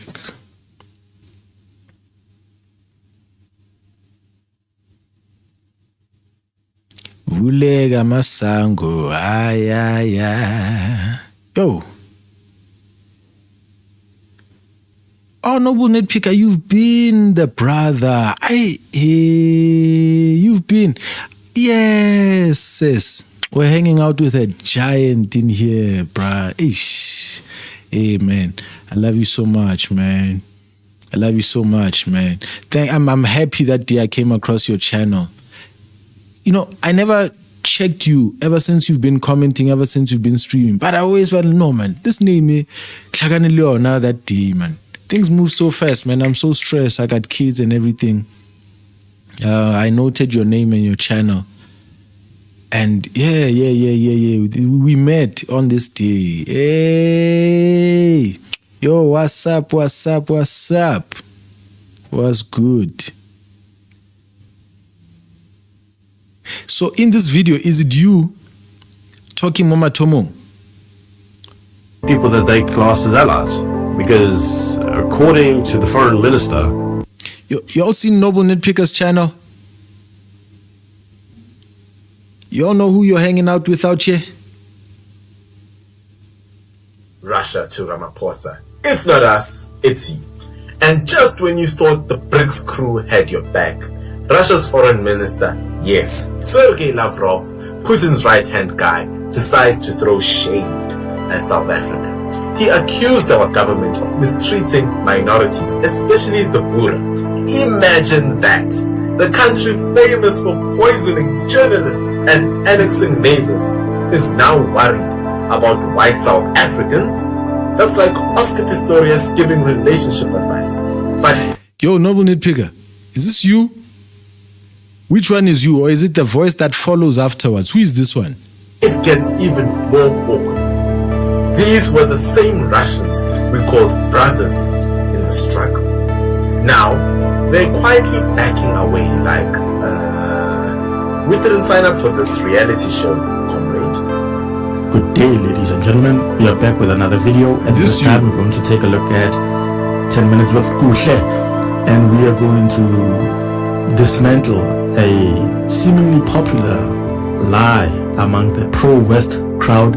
What the lie seems to want to achieve is to demoralize those of you who view Russia and China as good allies that we can run to whenever we find ourselves in trouble with the West. And the pro-West crowd seems to want to dissuade you from thinking in that manner by portraying these trade partners as not good and not fair, etc., etc. Okay, now the title of the video mentions Putin, but in the video he speaks of the foreign minister.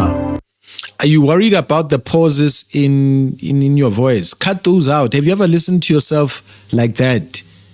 It'll change how you feel about yourself. And when you cut out mistakes like ums and buts and silences, and you start to listen to yourself in video or sound where you're making no mistakes, that actually improves your speaking by some repetition of hearing yourself in a controlled, clean environment where you know not to say and but, and you just wait for the word.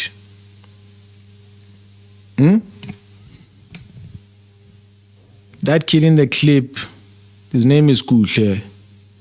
I only offer commentary after he speaks. This is what I mean by fixing my editing. It seems to have confused people. Oh. Of Russia, Minister Lavrov, Sergei Lavrov. Now, Kuhle claims that Minister Lavrov made certain comments about South Africa concerning the Afrikaners. Okay, now, Kuhle is not the first one to make this assertion. Okay, I'm going to play you another video from the guy from Morning Shot. I forget his name, but he made a similar assertion quite some time back. So let me play you this video and then we'll get into what Minister Lavrov, not Putin, actually said. Is about it. What are you editing on? And everybody's like, don't worry, we'll trade with China and Russia. What software though? I'm on Final Cut. Final Cut for Apple. The trade deficits to those countries I've highlighted in numerous videos don't go that way. But it's almost impossible to argue with the 30%. It's just impossible. But what you can't argue with is the people that they class as allies. Because according to the foreign minister, the Russian foreign minister, Ramaphosa is breaking human rights by expropriating white people's land with that conversation. And he's actually saying that South Africa's treatment of minorities is not very good. And that minorities in Russia is actually treated as a big issue.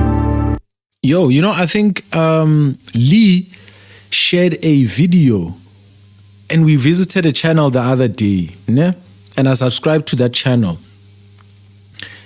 And Lee saying that that person there sounds like Summer Sambit, who's got a faceless YouTube channel. But I would listen to that and this guy you say is Kuhle, he sounds like that voice.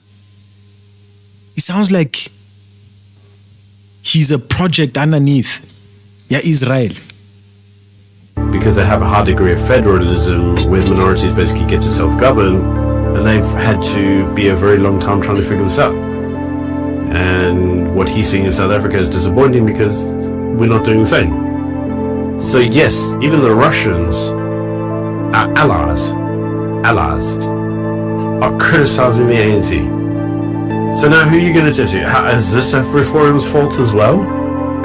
At some point in time you have to sit there and go, maybe, just maybe, you're the one at fault. Everybody else notices it. And no matter how much you ignore it, you're still the one at fault. And there's only so many times you can just say, everyone else is racist. You know, the common style about these American Israelis and how they speak to South Africans, they talk like a toxic, abusive father. And I've made similes, metaphors about the US government behaving like that towards its people. It's like I'm starting to feel the soul of white people and what kind of drives them. I did say earlier that this hard-working ethic, this running away from hardship, once they attain freedom and wellness in their lives, they look at those who have not attained it as being lazy or not being motivated enough or not fearing pain and suffering enough. You get what I'm saying? So they have this, it's your fault. And in how they put out these tariffs and end their trade agreements, AGOA and what so forth, they say the same thing. It's your fault. Uitirile. You know, like a bastard stepchild, Joe, with a toxic father, Joe. Like,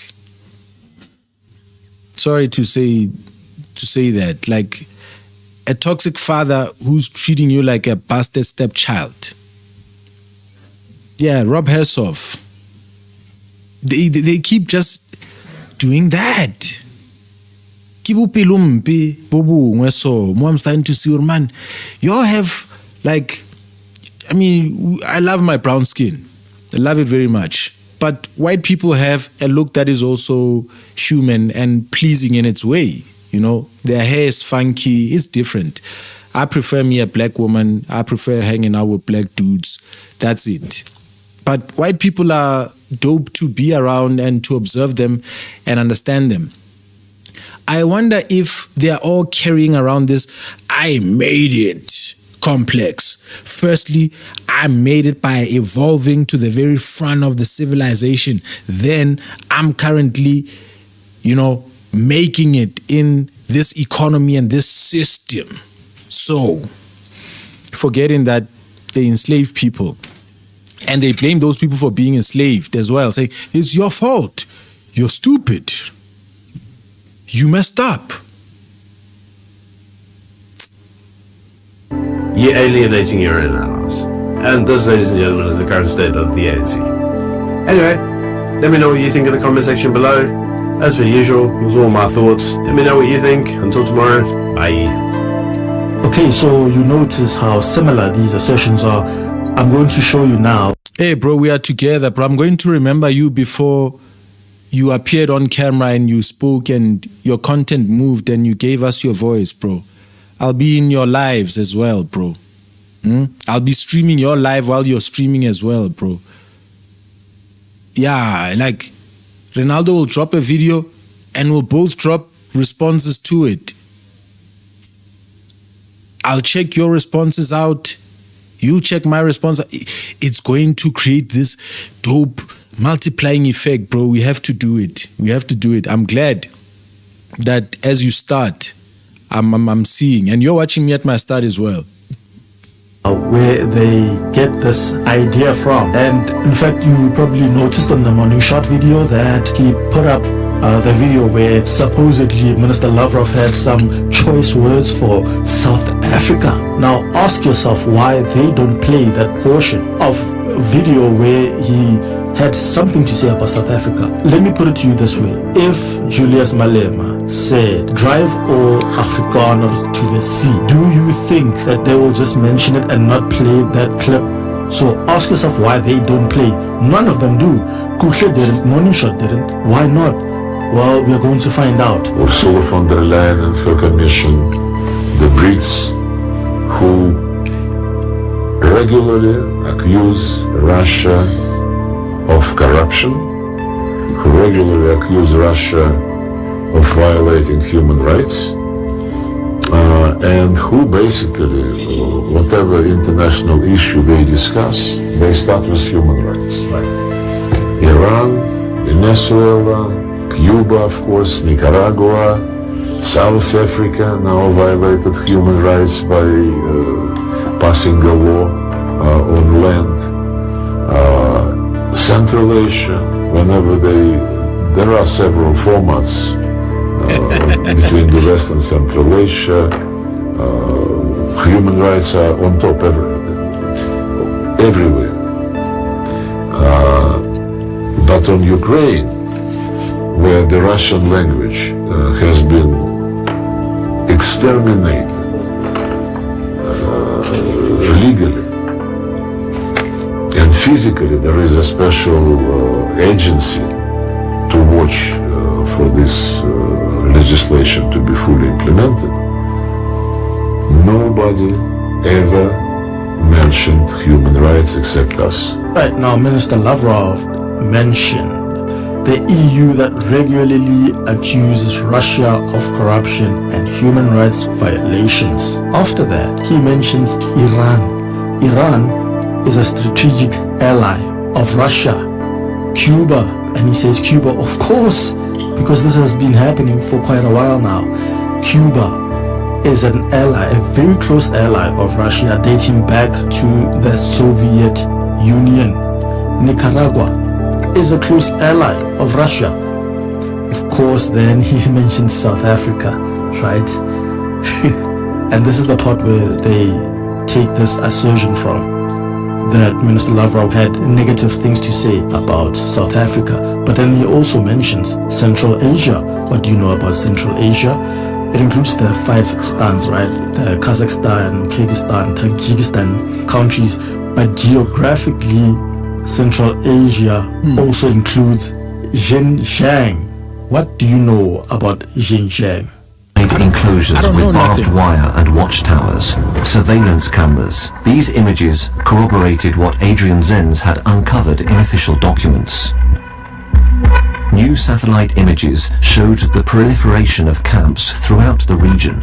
In 2020, Australian researchers identified 380 new ones. According to Adrian Zenz, there may be 1,300 to 1,400 of them in total. During construction, guards and site workers posted a few images from inside these buildings that the Chinese call professional training centers. Some of these videos escaped the notice of Chinese censors. They don't show classrooms, but rather cells and torture chambers.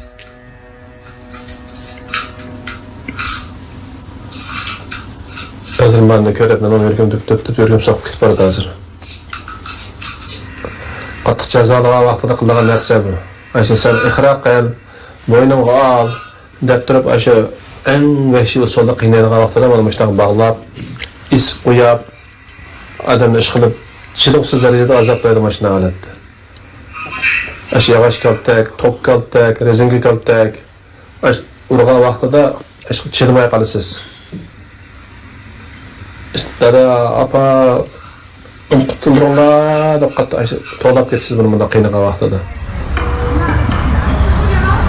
Okay, so now if you assume that what Minister Lavrov said was negative towards South Africa, you would also have to assume that he was just saying negative things about every single ally Russia has, including China, which is currently its biggest BRICS partner. The reason why Russia is still able to pursue the war in Ukraine is because of China and India, but mostly China. What Minister Lavrov was speaking to was the hypocrisy of the EU, because while they blame Russia, China, South Africa for all these supposed human rights violations, they never have anything to say about Ukraine.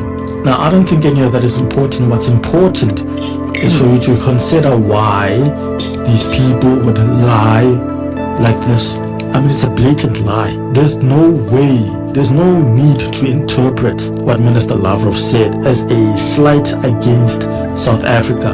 The purpose here is to push a narrative that demoralizes those of you who are pro-Russia and China. Those of you who are pro-BRICS. The guy from Morning Shot went further than just a complete lie about what Minister Lavrov said. He inserted his own ideas, right? You heard him speak of autonomous zones, self-governing minorities. This is what they want. These are the Orania, Kleinfontein advocates. So the funny part about all this is that when they leave, they never go to Russia. They go to the West. They go to Australia. They go to, well, now the United States apparently under refugee status. They run off to the UK, right? They never go to Russia, but suddenly Russia's got it right because they have autonomous zones. They have self-governing zones, right? This is what they want South Africa to be. He's inserting his own ideas. Just wait until he finds out that Russia has laws that provide for conditions of nil compensation as well. Yeah, it's similar to these people who now suddenly want South Africa to be more like India. You'll notice these days whenever South Africa takes a direction, there are people who don't like that direction who now point to India as a point of reference, or India also had this and that and the third, they changed this and now this is better, blah blah blah. Suddenly India is also a country to look up to. So that's all I have. What do you think about my take, guys? Is it a 30% to take? So all this just to say that be careful who you listen to out there. There are people with agendas and you need to scrutinize every single word they say concerning you, your country, and your partners. Hey, fantastic analysis, man. Did the link arrive in the chat? As far as my chat is concerned, seems like it's gone to you. Where should we go now? What should we check out now? Mike Sham. Yo. Galston Anthony, this brother here. He's making moves. He's talking to he's connected. He appears to be having people who matter to listen to. He's able to get them.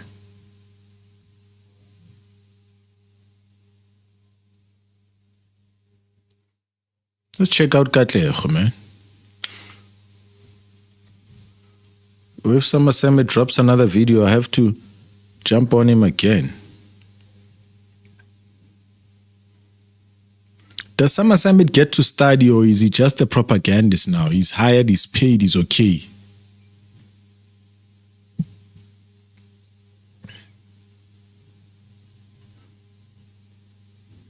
Yo, Umkani.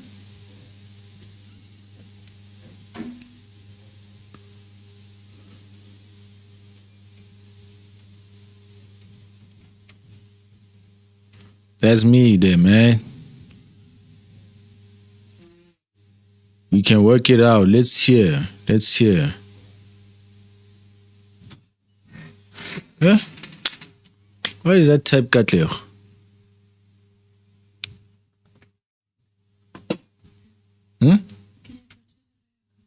Yeah, charge up here. Can you find it? Hold up. Oh, she dropped the hot one earlier.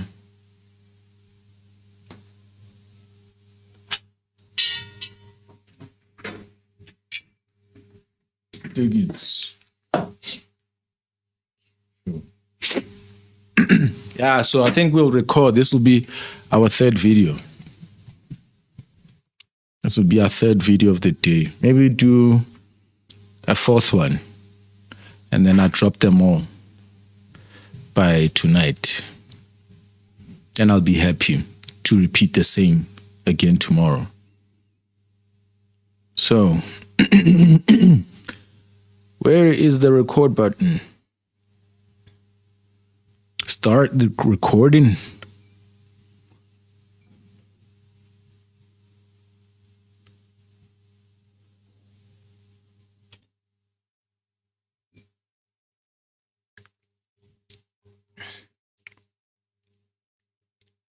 Okay, what's this behind me? My chair. Slide you over there. Where's my camera losing focus like this? Wants me to be high because I put a certain focus box. Where is it? Oh, that focus box is right here. If my head is right here, it focuses. My head is here. Now look into the camera, still not seeing. Okay. I'm recording. Why am I being foolish? Let me stop and start again.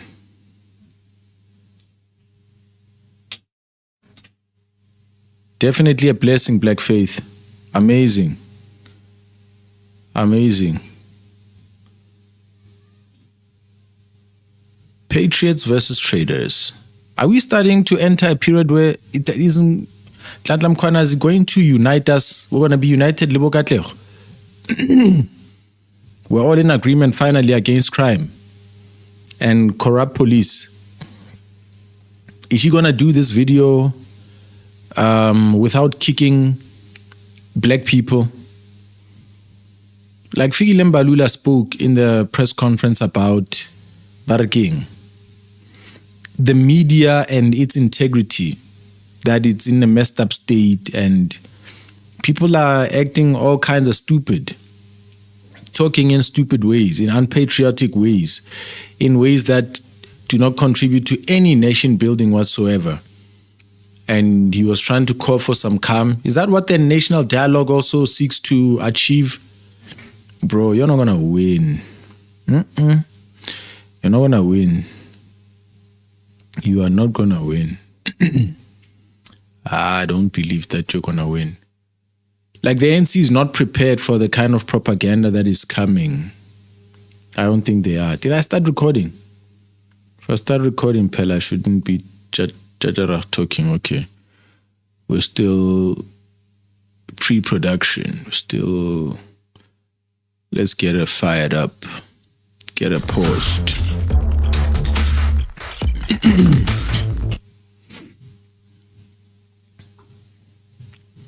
Katlego, we ain't seen you in a long time. Let's randomly get into this one. Hey, yo, what's up? Back at you with another video. We're going to be looking at Katlego here right quick. She's on my screen and her video is titled, why is there no response, Kanti? Disturb my flow. Hold up. And we do like this so people can get to see the thumbnail. Should I start and stop recording again? Nah. This I'll just cut out in post. Just gotta remember to trim off some excess at the beginning. Okay. Okay, still recording. Hey, yo, what's up? Back at you with another video. It's been some time since we came here and checked out Katlego. And it seems like she has slowed down since. Might have lost some passion to find negativity and constantly speak about it. Of course, that hurts the mind. But we've got Nhlanhla Mkhwanazi and his crime-fighting efforts, his efforts to expose some high-level crooks. And it seems like that is uniting the country. For the first time in a long time, Ronaldo Hose, even opposing his ilk, the likes of Paul O'Sullivan, and standing on this side of this man where we also stand with him, looking like us, claiming his righteousness and right standing, him as a symbol. Little now we've got sense out here, We don't like crime, we're not criminals, and we shouldn't be bundled together. You remember, Katlego, back when you and I had an issue. I had an issue with you and your video where you quoted the man there saying that South Africa has a black man problem with regards to crime. And you took those words to mean that South Africa has a problem with black people. So today we are gathered at the same man. We're loving him. We're praising him. He's fighting against the real criminals he was talking about, the real problem that actually exists. And so, knowing your style, I'm wondering, are you going to throw black people under the bus once again?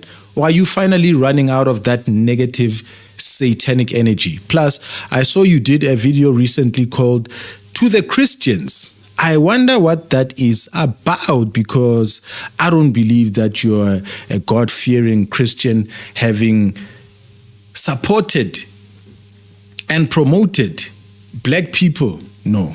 Having supported and promoted white people to be racist, having given them the liberty and freedom to do it in their own domains. You said that about the people of Orania. You said that they can be racist as long as they are on their private property. Cue here. And so we're back now to come and check you out, and we'll be here to see what this Christian video or what message you have to the Christians when you've promoted sinners. Now let's get into your video. It's called Patriots versus Traitors. General Mkhwanazi exposes police corruption. Where is President Ramaphosa?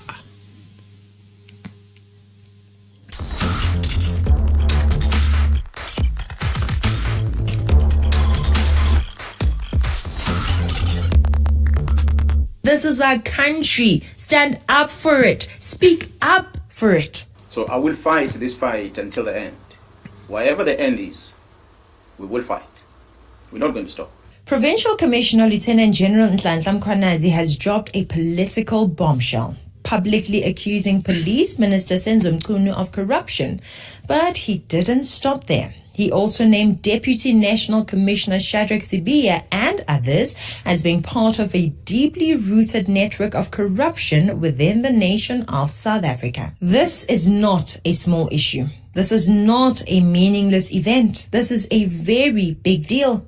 Very few events in a country are as serious as this, yet instead of dropping everything and running to urgently address this issue, President Cyril Ramaphosa says he'll come back home when he's done with what he is doing. President Cyril Ramaphosa has noted statements made in a media briefing by the South African police. Okay, Ramaphosa is getting kicked about. Isn't this a time to celebrate Nhlanhla Mkhwanazi and just be patient?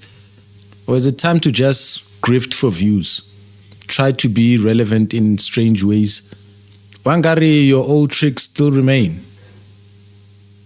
Police Service KwaZulu-Natal Provincial Commissioner Lieutenant General Nhlanhla Mkhwanazi. Now, SABC News International Editor Sophie Mokoena spoke to presidential spokesperson Vincent Magwenya. Well, Sophie, for the president, having noted the statement made by Lieutenant General Mkhwanazi, this is a matter of grave concern. It's a matter of national security that is going to receive the highest priority attention. Will the president attend to this matter perhaps on arrival? Indeed, he will. As you know, the president will be wrapping up his visit tomorrow. The BRICS summit will be coming to an end tomorrow around midday, and thereafter the president will proceed to travel to South Africa. And this is the matter that he will be attending to as soon as possible. She's laughing. If Katlego is aligned with the Israelis and the Americans who are anti-BRICS, is she suggesting that Ramaphosa should have quickly got on a flight, ran here, disappoint world leaders that he's gone to meet? Wouldn't they say that he wasted the taxpayers' money going there and coming back when he could have just come to attend this when he comes back? Do presidents really carry that much importance? Can't we be dealing with this? Fikile Mbalula is currently dealing with this. When Ramaphosa comes, he will come and not just address it, but swiftly act. When he arrives, we may come to find that Omopapetsi and you ran ahead. Don't you think? Or are you just trying to suggest that Tloela nonsense, leave that rubbish and run back home, the rubbish being BRICS? We're coming to you now at 1.5x speed. Is that too much? Let's do 1.25. As you know, I always make an example about a country being like a family. President Cyril Ramaphosa is like the father of South Africa, or the father in South Africa. If I, as a mother, hear that the security of my home is at risk, I would drop everything and go home to address it. I expect the same from my husband. There is no deal President Ramaphosa can secure at the BRICS summit that is more important than the safety and security of South Africans here at home. His priority. You know what is sheepish and double-tongued about what she's saying? What's actually not correct? Why what she's saying is not what she actually believes. She doesn't believe that a president is like a father or a husband, because that alludes to a communist government. A communist government behaves like a father, takes serious responsibility and charge and control. You know what I'm saying? So presidents are elected CEOs who run on behalf of the board. Communist governments, they'd say those ones are self-appointed or God-ordained relics of the past who maintain strict control over their children. And presidents should not be that. They should take the word of their citizens. And fathers don't do that. So she's trying to play the president over here. She's lying. Prioritizing international photo ops over urgent President Ramaphosa can secure at the BRICS summit that is more important than the safety and security of South Africans here at home. He's prioritizing international photo ops over urgent matters that demand his leadership. This is what happens when you have a leader who's more concerned about how he is perceived than what he actually delivers. A leader more invested in impressing foreign presidents than protecting his own citizens. Cyril Ramaphosa is an absent leader, the political equivalent of an absent father. While South Africans suffer, he's off sipping coffee and making small talk in rooms filled with fine food and flashing cameras. That's President Cyril Ramaphosa with India's Prime Minister Modi. And in the background, there's Ronald Lamola, all smiles, living their best lives. Meanwhile, nothing important is actually getting done. Just eating, drinking, and talking. No one is taking notes. No real negotiations are happening. Just another feel-good summit when the country needs him. Why not drop the fun and return home to deal with your corruption-plagued government? No, I'll come home when I'm done. Apparently, cocktail hour is more important than the explosive revelations made by General Mkhwanazi. If you have ever wondered what an unpatriotic, self-absorbed, out-of-touch president looks like, wonder no more. I present to you President Cyril Ramaphosa. If you want to see unpatriotic citizens, it's those who don't stand up against this USA bullying and whatsoever. Those people whom you don't hear addressing bullies such as Israel. Just scroll through the comments under that X post. South Africans are practically begging, tell Cyril to come home. Because deep down everyone knows real leaders show up when the country's in crisis. They don't hide behind summits and all that is happening in Brazil. But not Cyril. He doesn't like accountability. He doesn't like crisis management. What he does like is talking. Because, you know, Cyril is a talker. On the issue of the announcement, or better still, what the Police Commissioner of KZN, General Mkhwanazi, said, I was not aware of it, that it was coming, and obviously it is a matter that I will be dealing with when I get home. I will need to look at it more closely and have a thoroughgoing discussion with a number of people, and thereafter there will be a clear way forward. That's why in... Hey, yo, earlier I think I made a mistake, and I'm going to cut it in post. Just want to show you the magic of how these things happen. I think that previous take, that previous comment, I referred to the wrong bullies. I said bullies who don't point out at Israel. No, I was referring to unpatriotic people who don't stand up to bullies such as the USA. Maybe I made that mistake, maybe I didn't. But this will be fixed very well in post. I'll be able to cut it out or keep it and cut this portion out. You know what I'm saying? In his mind, the solution... Look at it more closely and have a thoroughgoing discussion with a number of people, and thereafter there will be a clear way forward. That's why in his mind, the solution to every national disaster is a national dialogue. Why? Because it gives him another opportunity to do what he does best. Talk, and talk some more. You know, if he was in Brazil for some serious, urgent, nation-changing agenda, it would be one thing. But he isn't. I mean, what are they there to do? They're there to reaffirm their commitment to closer cooperations and shared growth. Not some deal to get us investments. No. Not to help with getting rid of drug dealers. No. Not to help us sell our products at lower tariffs. Absolutely not. To reaffirm what they have already affirmed long ago. That is what our president is prioritizing.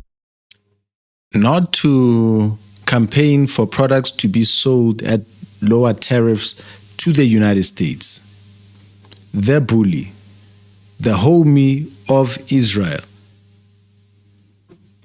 Overcoming here to deal with the corruption that was revealed by Mkhwanazi. I mean, surely they can reaffirm over a call, over Zoom, Teams, or Google Meet. Why meet in person to reaffirm?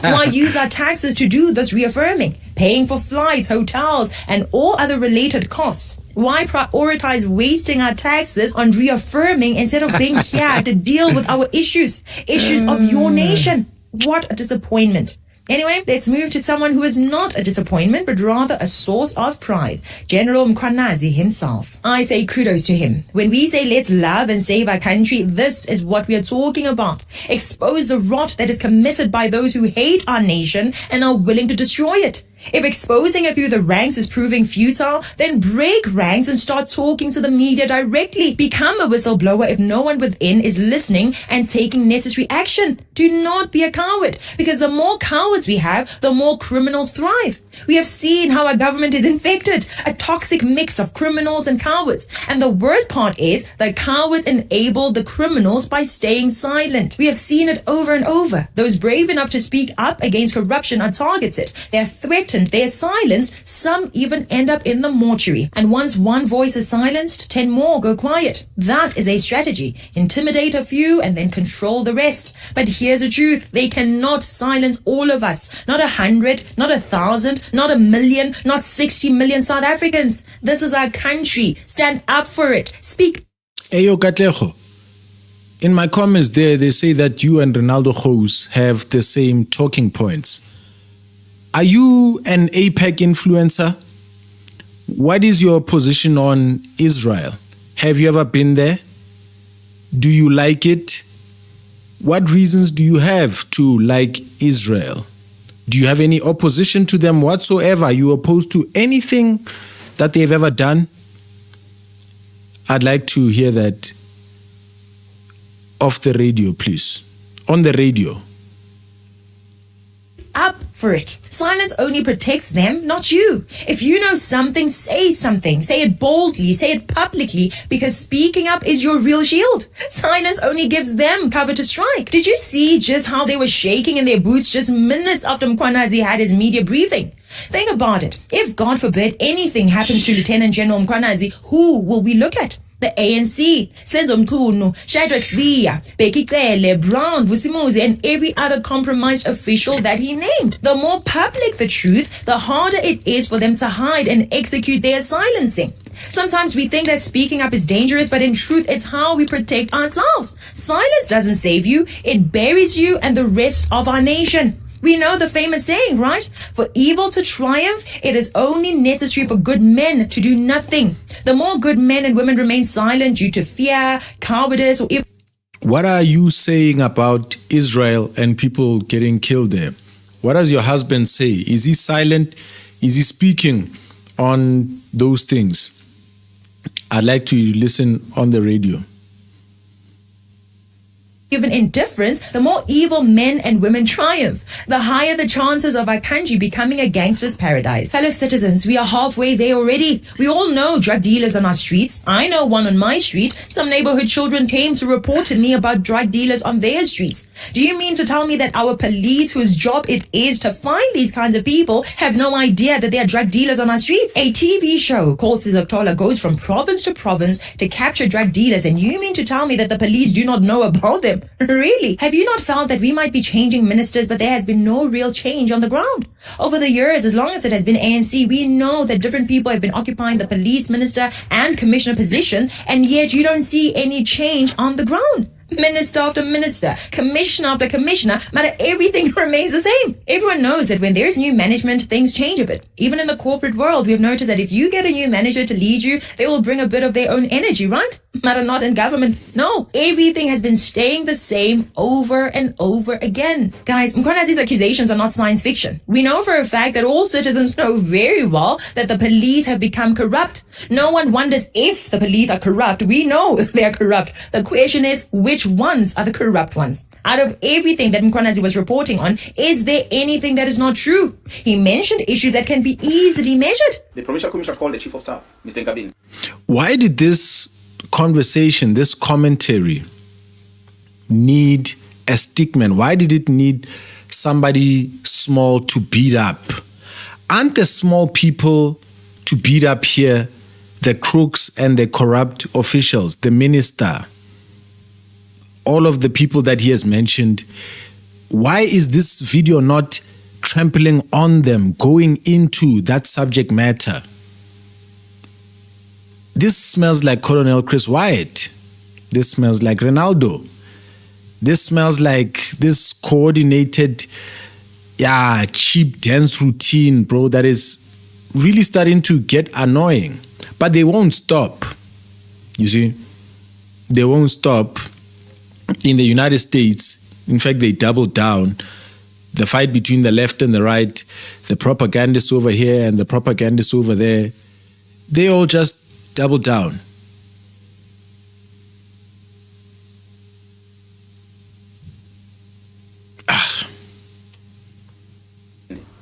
The Chief of Staff of the Minister of Police, and asked the Chief of Staff, who is this Bran Mokhotsi? This Bran Mokhotsi seems to be traveling with the Minister to Lusikisiki. Who is he? Because I've never heard of him. The response from the Chief of Staff was that Mr. Bran Mokhotsi is an associate of the Minister, but he's not employed in a department. That's when I got a confirmation about Mr. Bran Mokhotsi. He named a entrepreneur who was in cahoots with the Minister of Police, and he says there's digital evidence to prove it. The evidence has been found in the cell phone of Mr. Vusimus, also known as Cat Matlala, which shows the communication between Mr. Bran Mokhotsi and the Minister of Police, Mr. Senzo Mchunu. I must highlight that this Mr. Vusimuzi Cat Matlala is an individual who was awarded a police contract of over 360 million rand in 2024. Further analysis of the chats indicates that Vusimuzi Cat Matlala is financially supporting the Minister of Police and Mr. Bran Mokhotsi's political endeavors. This is supported by the evidence of conversation and the proof of payments of guests for January 8 traveling cost and the Ghana dinner in Cape Town. There are people who are able to check if that evidence is real. Let it be checked, and once checked, come back and tell the citizens and take necessary action, whether to punish Mkhwanazi for making false claims or arresting the relevant people if Mkhwanazi was telling the truth. Easy. As we speak, the South African Police Service, KwaZulu-Natal, still does not have a leader within crime intelligence because of the letter where the minister suspended the filling of vacancies at crime intelligence, which is dated the 31st of December. So to date, we don't have a command of crime intelligence in this province. We are trying to figure out on our own how to infiltrate syndicates because the minister decided these posts must not be filled. Did Mchunu stop the appointments of key personnel? It's easy to verify. We know for a fact that those positions have not been filled. Therefore, the question becomes, why? On the 26th of March 2025, this year, a total of 121 case dockets that were under investigation were taken away from the task team as directed by a Deputy National Commissioner Crime Detection, a Lieutenant General Sibia, who was acting on the instruction of the Minister of Police to disband the team. This was done without the authority of the National Commissioner, nor I as a Provincial Commissioner was never informed. These case dockets have since March been sitting at the head office ever since without any investigation work done on them. 5 of these dockets had already instruction to arrest perpetrators, but nothing has been done because a Lieutenant General Sibia, being instructed by the Minister, well, executing instruction of the Minister, withdrew all these dockets and they're sitting in a archive in his office in Pretoria. God knows why. Did someone try to dissolve a crime intelligence unit? Evidence of that is also available. These are real issues easy to prove or disprove. Instead, we get people like this one. They want protocol. They want good manners. They want Mkhwanazi to follow the procedure. Forensic consultant Paul O'Sullivan joins us now for more reaction. So the question is, did Mkhwanazi get... Oh, she's against O'Sullivan? Wangari suddenly I just loved you. But why did you have to go after Ramaphosa so quick? The man needs to be briefed. He is being briefed right now. He's on a WhatsApp call every night, trying to find what to decide. You know what I'm saying? So, you are against Paul O'Sullivan? Let's hear more of this. Permission from Masemola. Or reaction. So the question is, did Mkhwanazi get permission from Masemola to hold a media conference where he slated the Minister of Police and other senior personnel in the police? All right. Or did he act on his own? And I think the investigation needs to discover who was behind his press conference today. And it also needs to discover why he was dressed in combat uniform. He's a police official. He's the head of KZN Provincial Police. He's not a task force member. So why was he wearing task force uniform? And why was he having task force members on both sides of him? It's almost like he's challenging who? The government? He's challenging the police? Who is he challenging? And he's sending out all these people around him. If you have a look at the pictures, it's very, very clear. He's surrounded by people with R5 weapons and they're all wearing masks, so we can't see who they are. Okay, Paul, I must come in there. It looks dangerously suspicious, and it looks dangerously like he's threatening a coup. When will you get it through your thick head? The system is corrupt, and you do not simply toe the line if the system is corrupt. You have to say something loud and clear to get the attention of the public, who will in turn put pressure on the politicians to do something. Now, instead of dealing with the accusations of corruption at the highest levels of our law enforcement, this man is instead telling us that Mkhwanazi himself is corrupt. What were you thinking when you were listening to that news conference and the evidence that Mkhwanazi says he has that backs up the claims that he made today? What Mkhwanazi has stated. Let's go back to the year 2012. In 2012, Mkhwanazi was the acting Commissioner of Police, and he never became the Commissioner of Police because he was found unsuitable, and he eventually ended up as the Commissioner of Police for KZN. At the time when he was Commissioner of Police, Masemola, that's the current Chief of Police, the current Commissioner of Police, Masemola was the acting head of Crime Intelligence. When Masemola was acting head of crime intelligence, Mkhwanazi approved the unlawful expenditure by Masemola of 35 million rand of public funds on buying luxury cars, and that was in the early part, the first quarter of 2012. Now, if we bring it a little bit further forward, both Mkhwanazi and Masemola joined a police supplier on an overseas trip, and the pair of them came back with what do you call it? Louis Vuitton. It's a very expensive ladies' handbag. And the pair of them came back with a gift from the police supplier, being a Louis Vuitton handbag. And from what I can gather, neither of them disclosed at customs the fact that they had in their possession a gift worth somewhere between 70 and 100,000 rand each. And then what did they do? They probably gave these bags to their wives. Imagine, instead of addressing what is before us today, you want to take us back to 2012. Really? Now, let's just say O'Sullivan's accusations are true. Does it mean that whatever Mkhwanazi is saying now is meritless? Was Mkhwanazi lying on the 6th of July 2025 simply because he received a Louis Vuitton bag in 2012? Was he?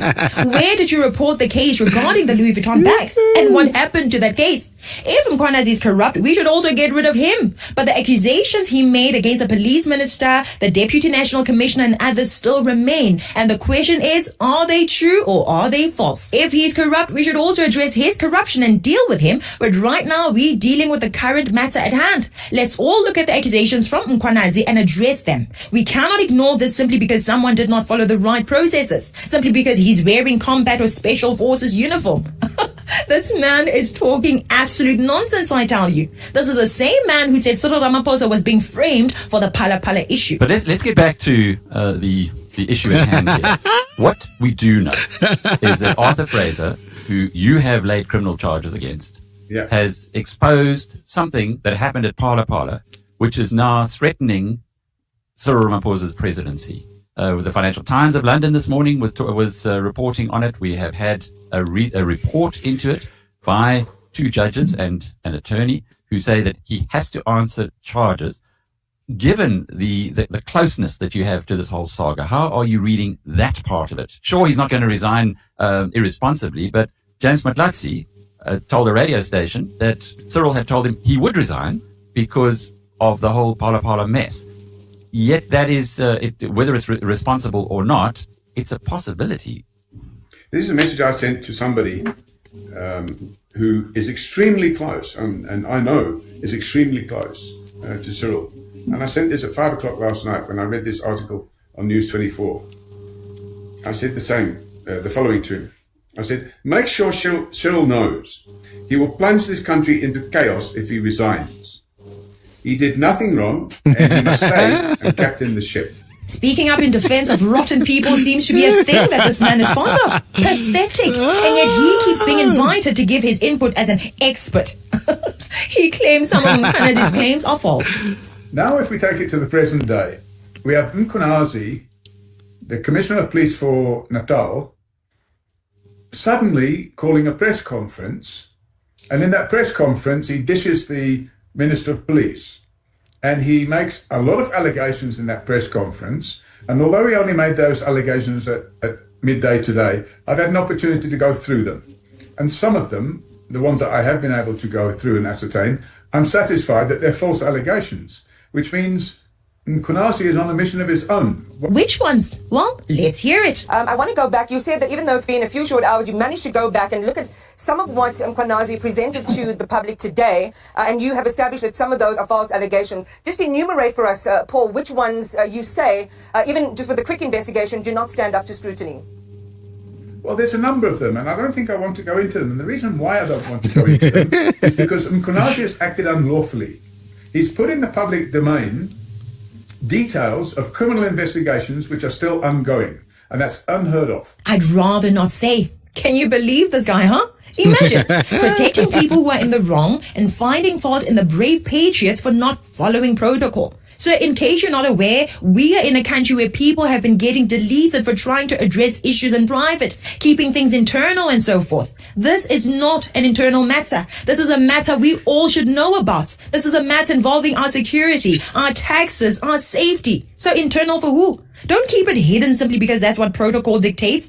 Procedures are sometimes there to keep the public in the dark, and the dark is exactly where the criminals lurk. Criminals thrive on secrecy. Ministers and commissioners will claim that this is top secret, and criminals hope that you keep everything top secret. South Africa, we need whistleblowers. We need men and women ready to stand up and fight or die for their country. In this whole country, I know we have more people who can speak up, and they should.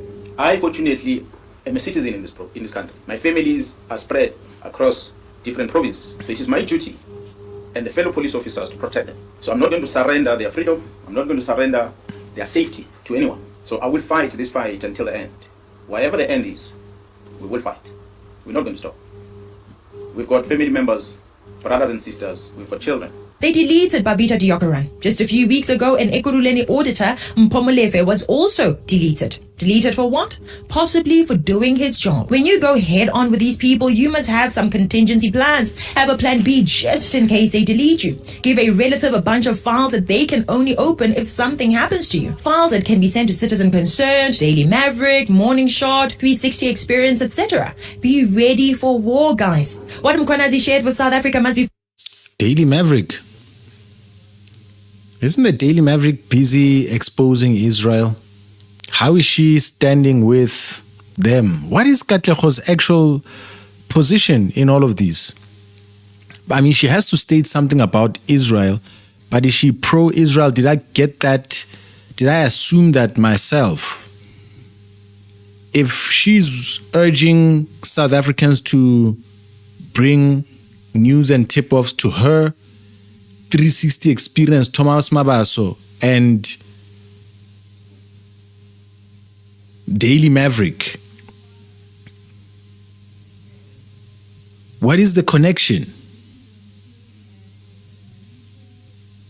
Which side is she on? Is she throwing flares so no one can understand? Because Colonel Chris Wyatt has mastered that double speak, forked tongue. Speaks this way and speaks this way. Racists can be racist, and then next time you're talking to Christians. Maybe she's just a fraud in total, a grifter. Followed up by an investigation and arrests. Jail time, jail time, jail time. Nothing less. Now, do you remember when another general from the military called out the politicians regarding the poor state of the military? And I'm appealing to the politicians that are here, that next time you sit down and debate, think whether you are protected or not. Because that grant that you're giving to the people out there, the education of your children and everything else will not materialize if you're not protected. I'm sure many of you know that we are sharing our grants for the poor with people who are not supposed to share the grants. And that is because we are not protected. Our borders are porous. And they're porous because you, the politicians, have decided you want a Mickey Mouse Defense Force. I'm sorry to say that. What did the foolish ANC people start saying? Because we can't have generals who speak recklessly like this. We know in our countries, generals can't speak as they wish because a general is a person of privilege who has the military capability and capacity to cause instability in the country. Because a general speaking like this creates a trust deficit between the system or the establishment and the public. So for a general to say like this, it means the country is in trouble. He needs to explain more. We need to get his competency level. We need to understand how he qualified to be a general if he does not know his responsibility. What he's saying is correct, but it did not have a sense of occasion. Where he said it is wrong, and secondly, and it's wrong for it to be said by anybody wearing a uniform. There must be protocol. There must be decorum. There must be doctrine. We're running a national defense force. Hey, yo, Michelle likes cat. Yo, Katleho, I got somebody in the chat. We call him Lee. He likes you. I don't, but I do sometimes. I'm just worried about your soul and eternal condemnation for promoting racists to be racist. Protocol, follow procedure. There must be decorum. Right now, Mkhwanazi said something, and instead of saying heads must roll, here's the ANC Youth League leader opening his mouth for the flies to come out. Days of statements and populism have ended. If he has got evidence on them, must arrest them. We're not a country of lawlessness. We don't want statements. We don't want press briefings. We want people to be arrested. If you are doing crime, you're putting drugs in our country, you're working with criminals, arrest them. We don't want commissioners that are becoming politicians. We want commissioners that act. His role as a commissioner of police is to arrest those who do crime. Now, we don't want him to be a pop star. If he wants to contest politics, he must come to branches of the ANC and contest. But if he wants to be a commissioner, he must arrest those who do crime. We don't want statements, we want arrests. Imagine. Basically, the message is clear. Whether we're incompetent or corrupt, shut your mouth and follow the right protocol. Shut your mouth and request a meeting. When you find problems, just keep quiet. But we will not keep quiet. We must not keep quiet. Thank you, Mkhwanazi, for not keeping quiet. And fellow South Africans, I hope that you too have been encouraged to not keep quiet. Please share this video with other citizens whose silence is allowing evil and destruction to thrive in South Africa. Thank you so much for watching. I'm Katlego. This is Citizen Concerned. And until next time, beware of the comrades. Hey, yo.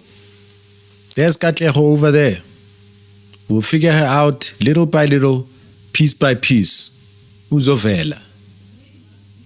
We know for sure that Ramaphosa is not in the wrong to be at BRICS, attending to his current work, and he'll be back to attend to this. But we've agreed quite a lot in this video, and so Nhlanhla Mkhwanazi is uniting us, but because of a divisive, paid-for spirit that Katlego must maintain, she had to kick Ramaphosa and BRICS. I'll see you in the next one. I hope I told you to like, comment, share, and subscribe. And cut.